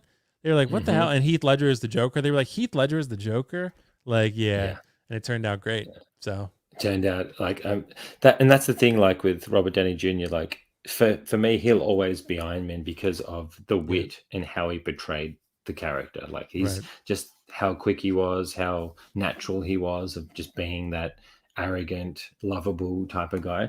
And that's the kind of the same for Wolverine. Like I grew up going to the cinema to see the X-Men movies originally, and that's why Hugh Jackman being Australian also helps. Like we're obviously Right. we all love him down here. He's like he's God down here. He can do no wrong. him as Wolverine. I just don't know. I just don't know who I see playing him. I just think he's getting a bit like he's getting a bit old, and I don't know if he'd do it. He seems like the type who would like to. Like he always said he wanted to get bigger and bigger and more imposing as Wolverine because his body type is not what Wolverine's body type is in the comics. No, he has to You really do a know? lot of workouts and steroids. Yeah. Yeah, because he's a lot longer. He's Yeah, very right. long, and Wolverine's short and stocky, right? So I feel like, yeah, I don't know. It might need to be an unknown. On Henry Cavill, though, don't you think he'd be a good Bond? I feel like he'd be a good He Bond. would. He would. It's funny because it's always a bit of a sensitive topic, but to me, if you were going to go with one that kind of has that Daniel Craig feel to it, maybe a little bit different, I think the choice is Idris Elba. Like, Yeah, I mean, I think honestly, the dude has so much yeah, swag and charisma and just yes, screen presence, and he has that gruff sort of exterior about him. I think as a he Bond, does. he would really work. I think that would be Yeah. one. Like people can get sometimes a little weird about the race swapping thing, but at Mm. the same time, I think Idris Elba would be one that everyone, no matter your position, really would probably Mm. be on board for because the dude is just that incredible of an actor. He's that Like good. he could He's fit the just that role. good. I think he'd kill it. But if you wanted to keep it a little more accurate to the source material, Henry Cavill would be great. Tom Hardy, like we Mm. talked about, would be good. I saw Tom Holland Mm. wanted to do it. He's far too young. He's like Far too young. 25. He's too young. Yeah, So he's too young. yeah, He's we too need young. someone a little more experienced and seasoned for that. So, but Yeah. Daniel Craig, I mean, Daniel Craig was like, I didn't know Daniel Craig before James Bond, so he was kind of an unknown Mm. too to me. So, Mm. now I he's had seen everywhere. him But in a movie called Layer Cake. I'm not sure if that. I'm pretty sure that was before Bond. It was around the same mm, time. An English film. Really cool. Really cool. okay, Really cool you see ending. Knives Out? Uh, yes. He's Yeah. so good in that. Yeah. He's so good in that. Yeah. Even Logan Lucky, I Logan think it Lucky. is. Logan Yeah, Lucky. He's man. so funny. Yeah. Man, he's a baller. But Idris Elba, have you seen him in Luther as Luther, No, I haven't seen BBC that. show? I saw him in The Bro, Wire though. Yeah. yeah, you've got to watch Luther. That's one of the best. Do yourself a favor when you get time. I know you've probably got a lot to watch, but Luther it's scary. If you like scary stuff, right? Yeah. Yeah. It scares you on another level. If anybody in the chat's seen Luther, let me know because it's scary in a different way. It's scary as in real life, like he hunts like killers. He's a detective in London, and it's one of the best Okay. English shows I've seen. Very short seasons, only like 4 or 6 episode seasons. He's filming Okay. a new one right now, and it will make you jump. It's got some scary stuff in it, but his character in that is unbelievable. The way he portrays him, like if you watch And that, you'll be like, oh yeah, he could be Bond. dude, Definitely. like Bloodsport killed it.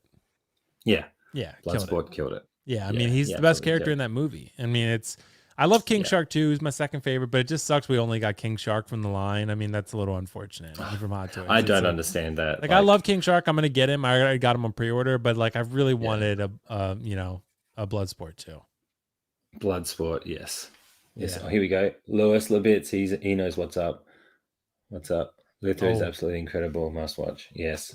okay. Yeah, agreed. Yeah. It's dark. I mean, you'll love it because the darkness of it. Like, Yeah. and yeah, I won't say any more than that, but it's sick. It is sick. It scared the crap out of you. Very cool.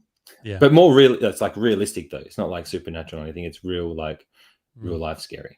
Yeah, it's Yeah. crazy. I mean, I would Idris Elba for recommend. sure. Yeah, I would recommend that, like we talked about earlier in the show, like, in this collecting realm, we mostly, like I said, stick to Star Wars, Marvel, and DC, and maybe a few Yeah. things like Alita or something, action adventure.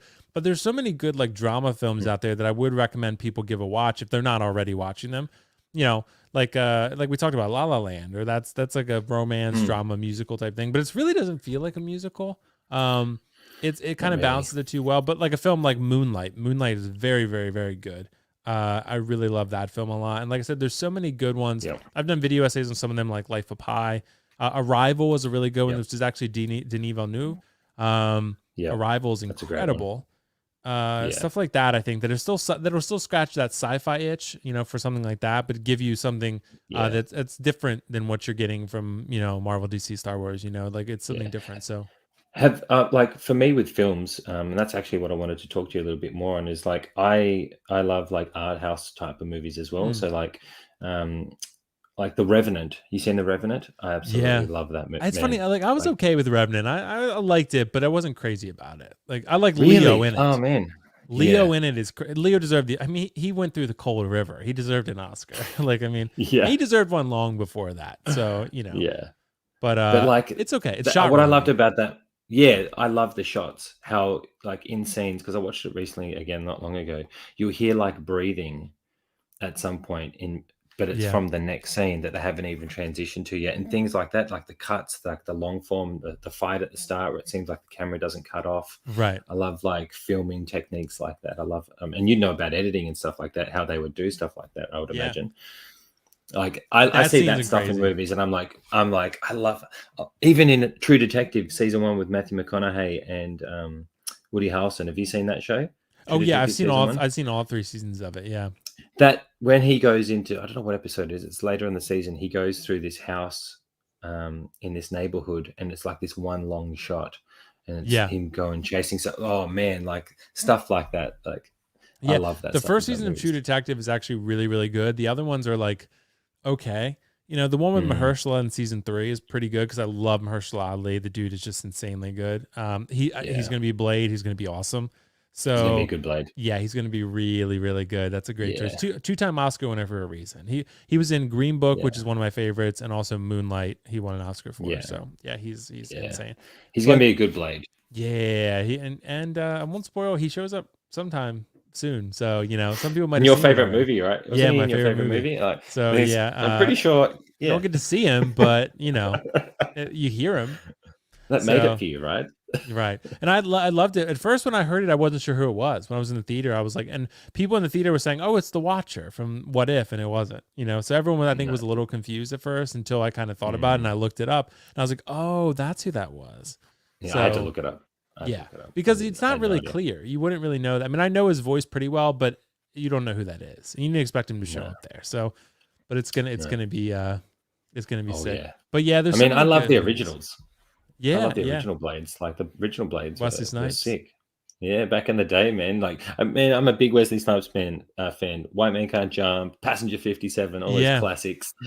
When it was, I always bet on black from Passenger 57 when he kicked some guy. Like, I wonder.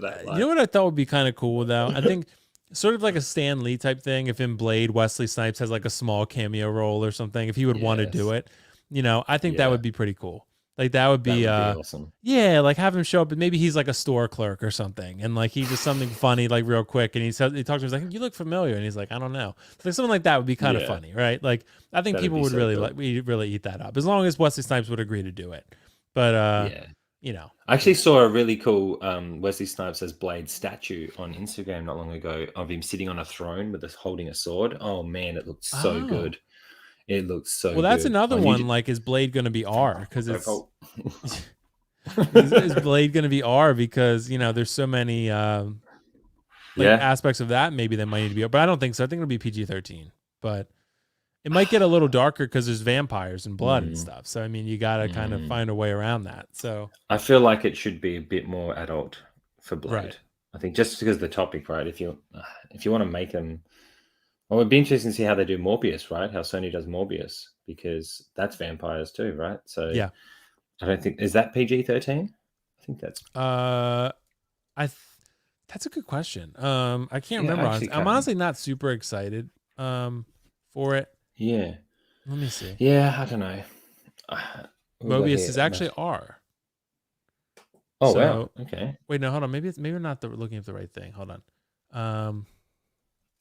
Rating for Morbius. Yeah, Mahershala Ali. Oh, it's was bidding, PG-13. as PG-13. Yeah, Oh, it is, PG-13. okay. Yeah, so they're gonna go PG-13 for this one. It's kind of, I mean, with Venom too. Venom, they made it, PG-13 also. Although people, the second one was R, or was it no? It was PG-13 also. Yeah, PG-13. That just came out here the other day in Australia. Venom 2 just literally just came out. That's how much it got delayed. Oh yeah, because Justin went to go see it recently. Yeah, he told me. Yeah. Yeah. Yeah. Oh, that's what I wanted to ask you, actually. I think I heard on the stream the other day, you guys were talking about you might be coming to Australia to go to an event with him in Queensland. Is that right? Because yeah, he invited me to come to that with him, and I really want to go, but I don't want to end up on a Netflix documentary. So like I trust Justin, but going to a foreign country, I'm like, Justin, are you gonna murder me? Because I don't want to. I trust you. You're one of my best bros. Like we've hung out a lot on streams and behind streams online, but like, how much do I? Like I told him, I was like, man, you gotta pinky promise that you're not gonna murder me, because Yeah. Well, you never know, mate. Like there's a lot of danger.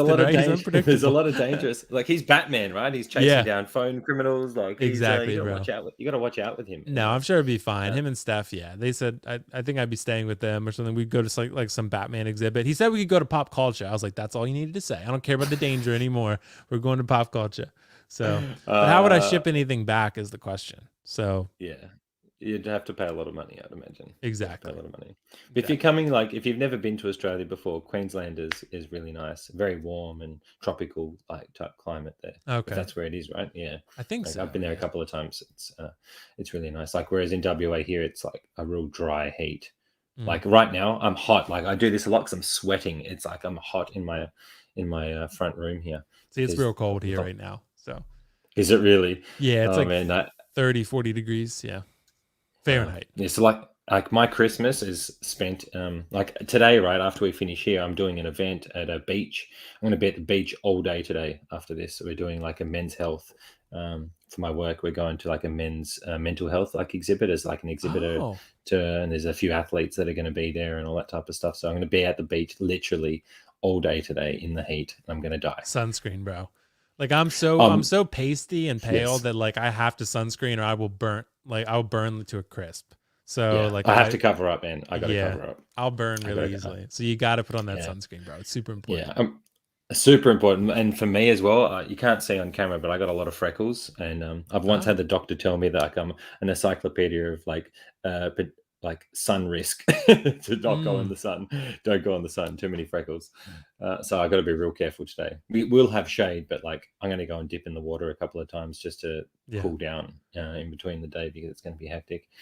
So our Christmas is spent in the heat, in singlets and shorts and thongs and shrimps on Barbies and all those types of things that you guys think we do. Now I have a brand new love for this Iron Man Mark 50. Like it's it's crazy. Dude. Oh yeah. I'm glad, brother. That's all I'm you glad gotta you brought do, him man. on. You gotta like, I mean, I'm not against reposing. I did that actually. With the Death Trooper. The Death Trooper is my favorite Star Wars trooper, and I had him in kind of a not so great pose. And I was like, oh man, Death Trooper is my favorite, but I don't know if this figure is it. Then I reposed, and I'm like, yeah, this Death Trooper. It's the Rogue One Death Trooper. It's not the deluxe though. I got the regular version. Yeah. But it's the Death Trooper is the best trooper in Star Wars. No one, and they're the best in Battlefront 2. Battlefront 2, if you ever watch my streams, I clean up when I get to be the Death Trooper. I do work. So Death Trooper is the best. They're really, really good. I thought about getting it. I should have got a second one from the Mandalorian, but I didn't. I think you can still get. Is it exactly the same, or like is it pretty? It's a little bit different. The squad leader is the Rogue One, so he has like a different. He has like a shoulder pad and like some grenades or something. So it's a little bit different. The Mando one's pretty bare. Like it's kind of just a Death Trooper. It's not like he doesn't have a lot of the extra stuff. So, okay. Yeah, the Rogue One is pretty cool. Nice. So for your collection then, like, because I know you do statues, right? So one thing I wanted to ask is, when you're purchasing and thinking about purchasing stuff, like, do you go, oh, these are the statues I want first, and then I'll look at getting that, and then whatever else I have left, I'll allocate to figures that I want, or are you just getting whatever you like, depending on how it speaks to you? Do Yeah, you have a pretty much plan on how the you do it? latter option. Yeah, I don't really prioritize one over the other because right now though I am running out of space a little bit for statues. Figures I still have plenty of space left for Marvel and Star Wars figures, so I'm good Yeah. there. But when it comes to statues, I have to be more selective, not just because of the price, but because of the space. Like you're investing a lot of space when you're buying statues. So for Yeah. me, those are more selective. So I guess in a way, I prioritize the hot toys because in 3.0, whatever else I get, because like I said, statues are so much more of a space and money investment. So I really only get Yeah. the ones for statues that I truly, truly love the character. So otherwise, it's just not. Yeah. I wouldn't get it. So like the Prime ones or the Iron Studios or J&D or whatever, Queen Studios, those I'll get sort of on a if I really, really want it. But now I've gotten even more selective. So I just, there's only one. I mean, whenever Prime One announces their Last of Us line, which they've already announced that they have the license for, so when they start announcing those, I'll get those. But they Yeah. teased a Sub-Zero from the Mortal Kombat movie, which I love that movie, and I love Sub-Zero. Yeah. He's always been my Saw favorite. that. So yeah, the Sub-Zero for sure is going to be. I got And I to have disagree with you on the movie, but I do like the character. understandable. A lot of people didn't like it either, but I was a big fan of the games growing up and stuff, and I really Yeah, love me Sub-Zero too. and Scorpion. So I know they're going to make a Scorpion too, and it's kind of going to be like the Balder and Kratos diorama I have going on. I bet you those two will be like a Yeah, diorama type set.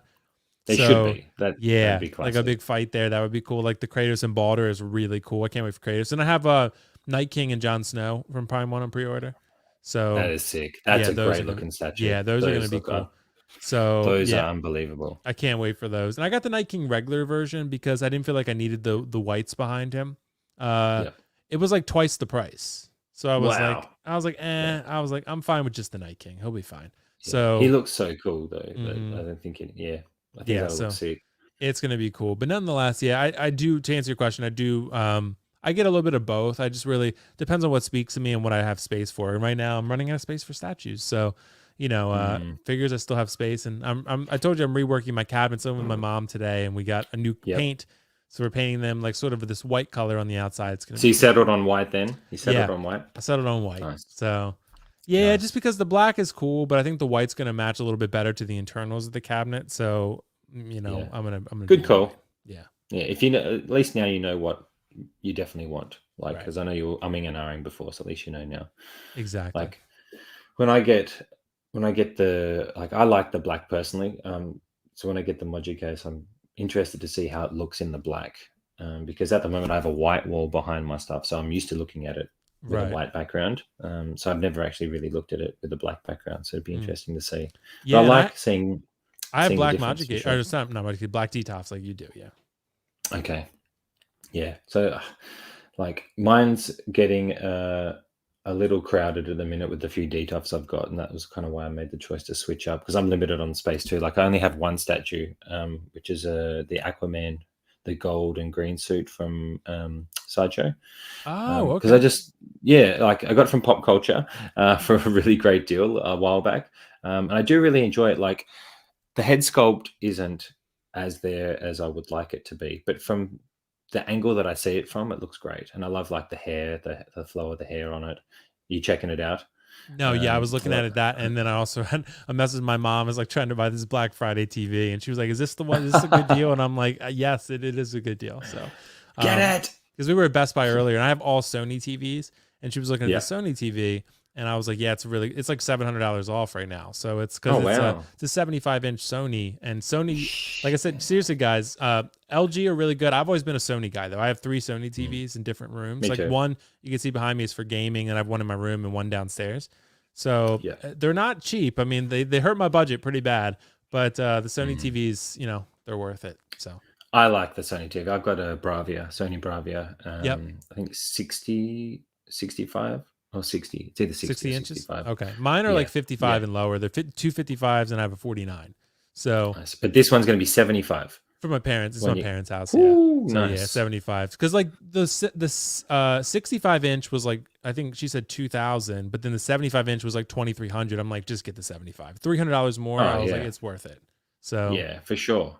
yeah, Because how you're watching the movies is like I always think like right, how I'm watching the films. I want to watch it in quality, like because that's I enjoy film so much. I want to watch it in a good way, as best I can, the best um, the best quality I can. So I agree. right. Sony TVs are a baller. They do Yeah. hurt though. We got Zero Gravitas. Is it? Thanks for being here, mate. Love the thumbnail, like your picture there. Now I don't even know what trooper that is. Educate me, someone. I'm What I'm trooper? terrible with the troopers. Is that a trooper? Oh, this character here. That's Commander Cody right there. Oh shit. Okay, Yeah, I'm that's gonna Commander copy. Cody. I'm Yeah, gonna he's copy. getting Order 66. He's getting Order 66 dialed into him in that photo. So I don't have Okay. Cody. I just know because he has that orange color, it's unique. Uh, So yeah, he's a great figure. I knew he was gonna go for a pretty penny once he sold out. So yeah, I had no yeah. interest Will in you him ever because I don't get really it watch or Clone Wars. no? No, yeah, and I Yeah. remember him from Revenge of the Sith. He was good in that, but he doesn't have much of a role in it. So I'm not a big Okay. trooper guy myself. I think I have Death Trooper and I have a First Order Stormtrooper that I got for cheap, and that's it. I had a Sith Trooper at one point that I liked, but I sold it because I didn't need it. So yeah, I Yeah. just try to keep the essentials. The essentials. Nice. Nice. So I guess to get back to because we'll probably have to wrap up soon, brother. Yeah, Before we head off, I just kind of wanted to ask you, I guess, what do you got coming up? And for your channel, like I know you're doing a lot of streams at the minute. yeah. But do you have like future plans for like content you want to do, like more movie reviews? And I know you've got your podcast with Justin as well. Like, are you getting into more podcasting route? Are you going to be doing more things like that? Like, what's on the horizon for you? Yeah, that's a really good question. So for me, I really like doing the streams. I like doing the streams. I like doing the podcast with Justin. So the podcast drops I think it just dropped. It usually drops every Friday or Saturday. Yeah, And I do those. I do a lot of live streams, like you mentioned, because those are the most fun. So for me, it's just all yeah, about fun and making friends. That's why I do so many live streams. I yeah, don't. All I get out of it is camaraderie and friendship when I go on other people's streams. So that's really all I do yeah, it for. So yeah, yeah, that's why I kind of do the things I do. But as far as like my channel, yeah, I'm trying to do more content and just produce as much as I can. But I'm doing like movie reviews when I can, when I'm inspired to do them. Like you said, the video essays, that's really what I have more of an interest in at this point than the movie reviews. And then I'll do stats yeah, reviews. Like I just released a review of Balder. That was really fun to do. Prime 1 Balder. So things like that. Maybe I'll review some Hot Toys here and there every now and then. I probably got to review Pennywise at this point yeah. because You got to. yeah, You no got one to. will ever let me hear the end of that if I don't review it. So Yeah. I think you should do a live unboxing as well. Live I unboxing, think I just should. I think people really that'd want to be see a sick. live unboxing, yeah, of Pennywise. So Yeah, I'll probably do just to that. see your reaction. How you feel when you Exactly. look at it. Exactly. So I got to figure out how to do that. So yeah, but it's going to be a really cool figure for sure. But yeah, that's basically the gist of it. I got streams tonight. I'm on Man of Hot Collectibles with Dante, and then Yeah, I'm on Aries tomorrow, and then I'm doing mine Sunday. So yeah, it's just and then and you're it's flat a out. yeah, and it's too much honestly, but I'll just make it work. But and then I like I said just release review of Balder, and I'll probably I'll review the Eternals, even though everyone knows my thoughts on it at this point. So I'll still but watch it. I'll get a lot of dislikes, but it's fine. It's Have you fine. done the Bond one yet? Have you finished the Bond one? I don't know. No, Are you actually, going to do no. one Come on to think Bond? of, no, I think I did do Bond. I think actually, yeah, I did do Bond. Yeah, I have to I check did that out. I Bond, haven't and I seen it. did The Last Duel. Yep, The Last Duel. Okay. So I did those two. Yeah. But I kind of want to get a Yeah. little bit back more to the requests too. I like doing those Mm-hmm. because it gets me to branch out of my normal horizons. Like I Yep. watch a lot of films I never would have seen otherwise. So Okay. and a lot of them are pretty good and pretty weird. So I like that. Yeah. Can I throw one at you then? Can I Yeah. throw one at you? Can I throw a request Yeah, live on sure. camera? Sure. I would love for you to check out a movie called London with I gotta Jason look that up. Statham, Chris Evans, and Jessica Biel. It's an interesting film. One of my favorites. To be, in fact. 2005. Yeah, bro. Mm, Best acting I've ever seen Jason Statham do. Later in the film, when you see it, you'll know exactly what I mean. One of the best performances of emotion I think I've ever seen from such a strong man like him. that's crazy, dude. I'd love to know your thoughts on it. It's John, intense. the critics canned this movie. Yeah, don't worry about that. 14%. Yeah, don't worry about it. Okay. Don't worry about it. It's Okay. don't worry about it. Don't worry about it. So the premise is, I'll just give you a brief premise. Two strangers meet, and the whole theory of the show is you can have some of the best conversations in your life with a stranger. That's kind of like the premise of it. And Chris Evans meets Jason Statham, and they go to this party and spend pretty much the entire movie in the bathroom talking about life and 90% of the movie is in a bathroom, a fancy looking bathroom, but 90% of the movie is in there, and they talk about everything. Like they're doing a lot of drugs and all that stuff, and there's a lot of motion. The guys, Chris Evans is Jessica was broken up with him and is leaving him, and he's crashing her going away party, and he's brought his drug dealer Jason Statham, who he's just met, to the party with him for comfort.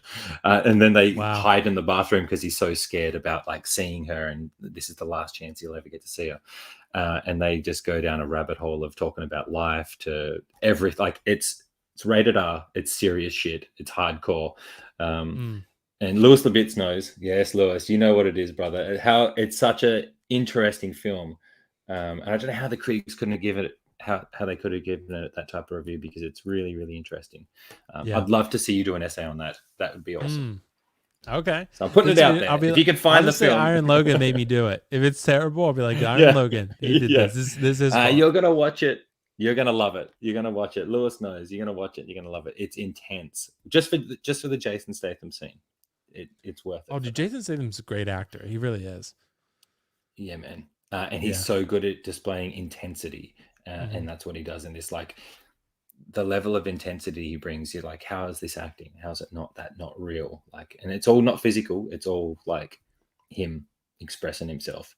It's like a good film for men expressing themselves, in a way. It's not for everyone. Yeah, that's right, Lewis. It's not for everyone. But I'd be interested to see what Will's thoughts are on it, because you like different things, so you might like that. Yeah. Anyway, it'll be fun. Yeah. Anyway, back to what you got going on, I guess. So you've got that coming up. So more essays, maybe that.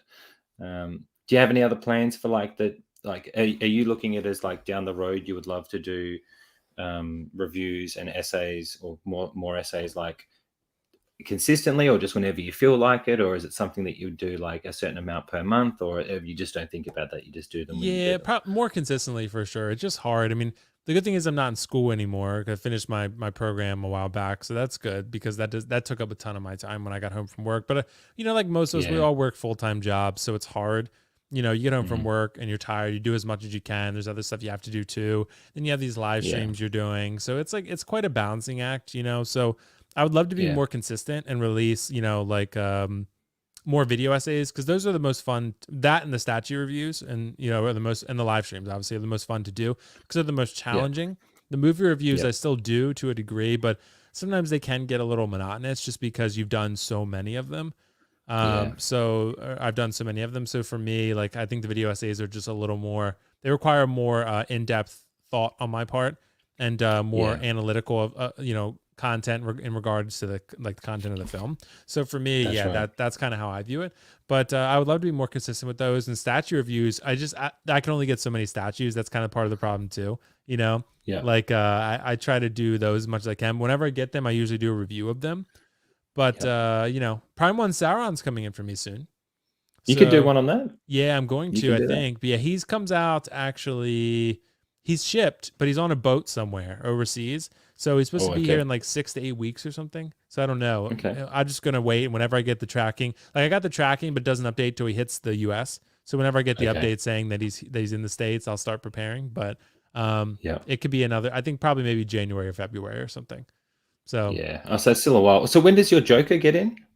Yeah, that's a good question too. I got that from Comic Concepts.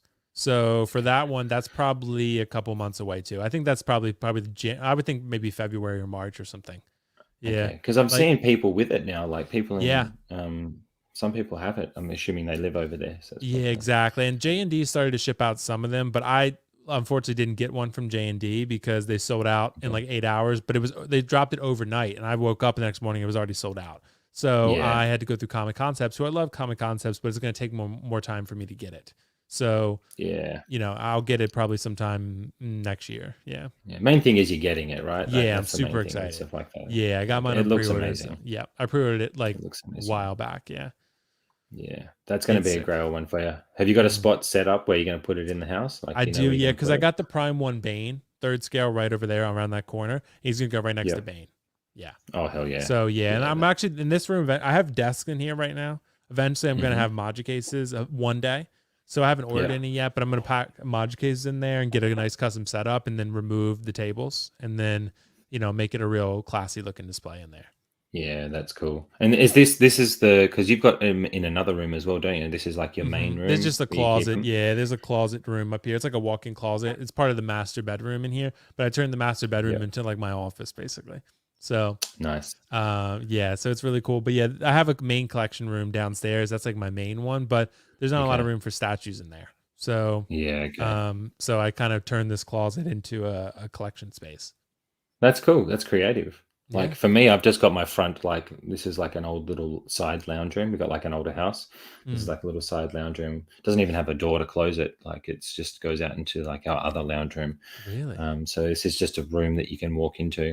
So I used to have a lot of my inside gym equipment in here, and I kind of just refurbished that and thrown that out. And I've got a rower in here still, so I would do rowing. I'd row and then look at my figures while I was rowing. I'm like, that's Oh, like, that's smart. Yeah. so I'd do that. Or I have an exercise bike downstairs in front of my TV, so you can bike while you're watching TV. So I'll do oh that yeah, sometimes. That's a really good idea. And you can plug in headphones and stuff and just chill and watch yeah, TV while you're biking, and it's a good workout. yeah. So Yeah, I do that with the rowing. I put like I'll watch a stream at work or something. I'll do a workout on my lunch break and I'll do a row, put my headphones on, set the phone on the rower and off I go and I yeah, just watch a stream while I'm, getting the sweat on. Definitely makes a difference. And it's how I can catch up on streams because half the time when you guys normally stream, I'm at work. right. It's Australia So time. like, Yeah. yeah, so like if I'm doing admin work, I can have it on my phone and I can listen. Yeah. Or I'll have to watch it like on my lunch break or, while I'm driving or whatever. Like that's how I catch up on the content. I find that YouTube's pretty much all I watch these days other than the odd movie or, the shows that come out. I'm generally watching content or other content creators on YouTube. I don't know if Yeah. you other guys do that as well, but like Mhm. that's where I spend most of my time, right? I haven't had cable in forever, honestly. Yeah. I mean, I watch stuff on Netflix and Hulu and things like that and Disney Plus, but I haven't Yeah, had cable, like legitimate cable in forever. Yeah. yeah, Like yeah, 5 years, maybe 4 or 5 years. yeah. I just So find I prefer watching a lot of the stuff now is just rubbish. So I just prefer watching, what I really like and then watching other people do things like, I watch pretty yeah. much everybody's channels, as best I can Yeah. with time and things like that because it does take up a lot of time. That's what I do.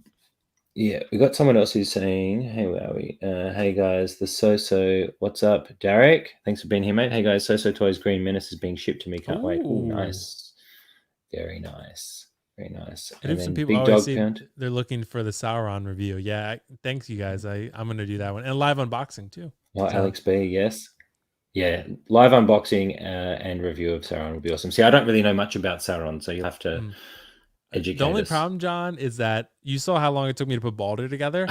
So Sauron has like I think like one guy I forget. So I'm sorry. One guy is really nice to me on Instagram. He sent me a picture of his, and he showed me Yeah, all the parts. He took them all out of the box, took a picture of everything, and I was like, yeah. God damn! I was like, it's like all this Damn. chainmail and all these armor parts, Oh and you have to put God. them on.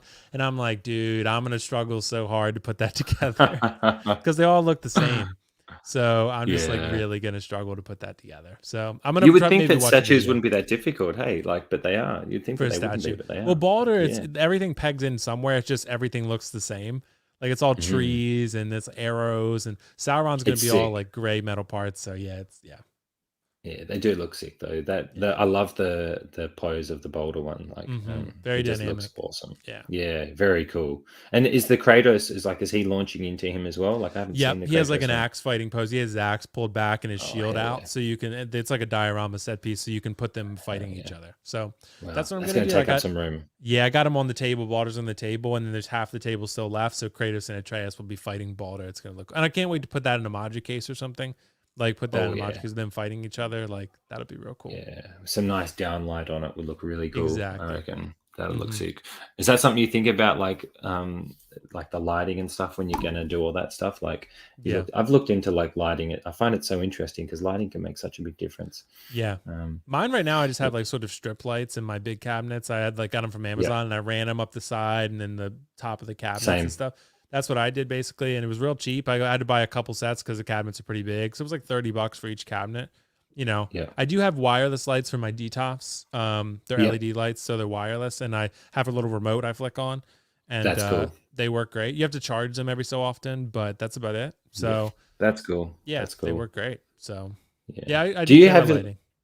Yeah. Do you turn them on all the time when you're in the room? Like, because I know sometimes I don't. I just, unless I'm wanting to check them again, I don't always turn them on when I come in. Yeah, if I'm just in the room or something, if I'm like wanting to see everything, I'll turn all the lights on. But if I just walk in the room or something, I'll just kind of leave it off because I have an overhead light too. So yeah, and I'll just turn them off. But I will. People have asked me a lot. I know they'll do it for you too. For a collection tour, I've done 3 of them, but it's been a while since I've done one. I will do another one, but I've been waiting because I want to get the Sauron in. I kind of want to get Kratos in so I can have him with Baldur and maybe the J&D Joker. And then at that point, I think I'd feel comfortable to do the collection tour because I don't want to do it and then get Sauron like a week later. And then you'll be like, shit, I could have had Sauron in it. And then, I really I love filming the collection tours. They're fun to do, but I really just want to wait until I have all the stuff that I really want to show. Yeah, I agree, mate. Like, I haven't even done one yet. Like, because how they sit in my display, they're resting basically until I want to play with them. When I get the Moji case, though, I think is in February or March. I'm going to film I'm going to try and document me trying to build it because I suck at building stuff. So, and from what I've heard from everyone is that they're difficult to build. So I'm like, okay, this is going to be interesting. Might get some comic relief with me trying to freaking call Brendan or Justin. Justin can help you because Justin built like 40 of them. So, yeah, he knows how to build them. That's probably who I'd be calling. I'd be calling Justin. I'd be like, Justin, I have no idea how to start to build these things. Like, you got to help me out here. Hook us up, brother. Hook us up. Oh man, yeah. So I'm going to try and document that, and then I think I'll do a tour. I think I'll do a proper, like, I'll actually display them how I have in my mind, how I want to display them, and then I'll probably do a display thing because now it's not really in. And I'm painting my cabinets too, so I'm painting those. So I want to get those painted and done before I do a collection tour. Yeah, hell yeah. Because I enjoy watching collection tours. I really do. Like, I enjoy seeing what other people do and seeing how they display them and why they display them that way. And I like thinking about, like, when you do your segment on your show about getting philosophical, I love that stuff. Like, why do we do the things we do? Why are we into displaying them, how we display them, or collecting them at all, and all that stuff. I think it's cool conversation, because it's not something you really hear on a lot of streams. It's more like, what's the news, or would you buy this figure? And that's all great. Like, it's really, I do that too, but it's almost like I kind of like talking about, why do we do the things we do? Like, why do you like collecting? Why do you collect the things you collect? Why do you sell certain things? How do you display? Like, it's the nitty gritty that we don't really get into a lot. So well, when you asked it on your show last week, like, what do you tell people who like ask you why you collect it?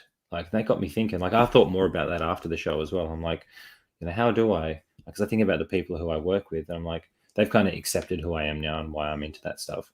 But like, the only way I can think of it is everyone's into something. There's people into sneakers. There's people into hats. There's people into shit, like everything. Like, this just happens to be the thing I'm into. But you find this content for everything these days. There's people who, there's people out there making content on whatever it is they collect, rubber bands or whatever. Like, someone's into something. This is just the thing that we're into, right? And we've got a few more guests. Loco Lou, he's here. What's up, Loco Lou? What's up? What's up, Papa? Oh, what's Papa? Nice. Thanks for being here, mate. Lou in the house.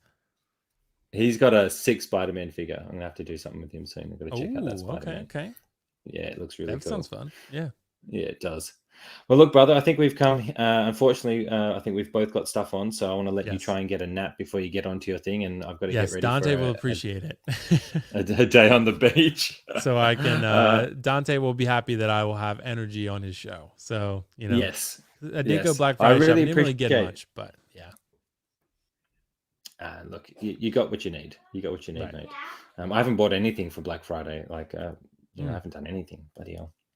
Well, Side's just having a 10% off in stock sale. So there you go. Might have to have a look around. We'll see. Yeah, I'm kind of actually more looking at Kit Bash stuff to be at the moment. I've been looking at that stuff. So what I'm going to do is I'm going to write it all up, and then I'm going to send it out to everybody what my idea is, if you're keen on getting involved. And if you are, and that's cool. And if you aren't, that's cool. That's no problem at all. But I think I'm going to write it up and then try to articulate it properly to everyone. So we have a guideline on how to do it, and then we just see what happens. Yeah, sounds good. Looking forward to that. Yeah. Awesome, mate. Worth a shot. Well, thanks for being here, brother. I really appreciate it. It was really good chatting to you. I feel like we could chat about lots of different things. I try not to go off topic too much, because I know a lot of people hear about collecting, but I do generally like talking about, everything from movies, health and fit, like anything. I want to talk about, I want to get to know you and get to know everybody that we talk to. So Right. Thanks for sticking around, everybody. I hope you enjoy the stuff that we cover and just having a chat. I think getting together and just chatting about what we're into, you can find out some interesting stuff about everybody in the community. So I hope everybody likes it. But Will, anything you want to add before we head off, mate? Or I don't think so, man, except for that you inspired a great new Iron Man pose and a newfound love for the Mark 50, which I always really liked. But now that I got him in a cool new pose, and you taught me how to actually get the arm plate off. So there you go. Anything, I did something. You should feel accomplished because you helped me, who was hopeless, getting that arm plate off. And now I feel like I can conquer the world. So now the options are endless, mate. Now the options nothing are is endless. impossible any longer because I got that forearm plate off and I got the arm cannon on. That shit was difficult. It's very stressful. Yeah. Next time someone gives you because he knew it was over. He's like, right. He knew he lost. Prove me wrong.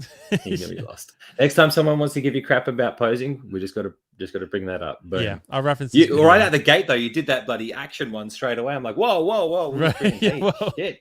Exactly, I thought we were going to do like character poses. No foreplay. No foreplay. Just went straight in for it. Jesus Christ. Exactly. Dude. Exactly. Oh, man, that was classic. We got some love here. Thanks, guys. Thanks, Lewis. Appreciate it, mate. Thanks for being here. Thanks, everybody in the chat, for being here. I've been terrible at addressing people in the chat before, so thanks, everyone, for being here.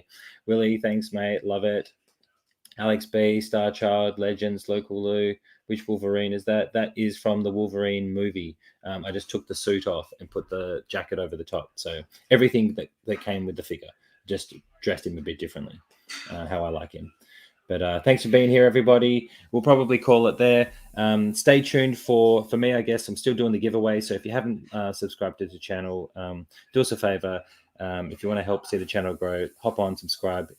One of the first 1,000 subscribers are going to go on the draw to win my Batman. So if you want to get yourself a free Batman, that I would really appreciate it. And you also get something for free, possibly. So appreciate that. Man Cave Jams, D, thanks for being here, mate. Legend. Me and D are going to do another show soon. I'm going to try and transform. I've got a Starscream transformer in plane mode. I'm going to get D to try and help me transform him into a figure.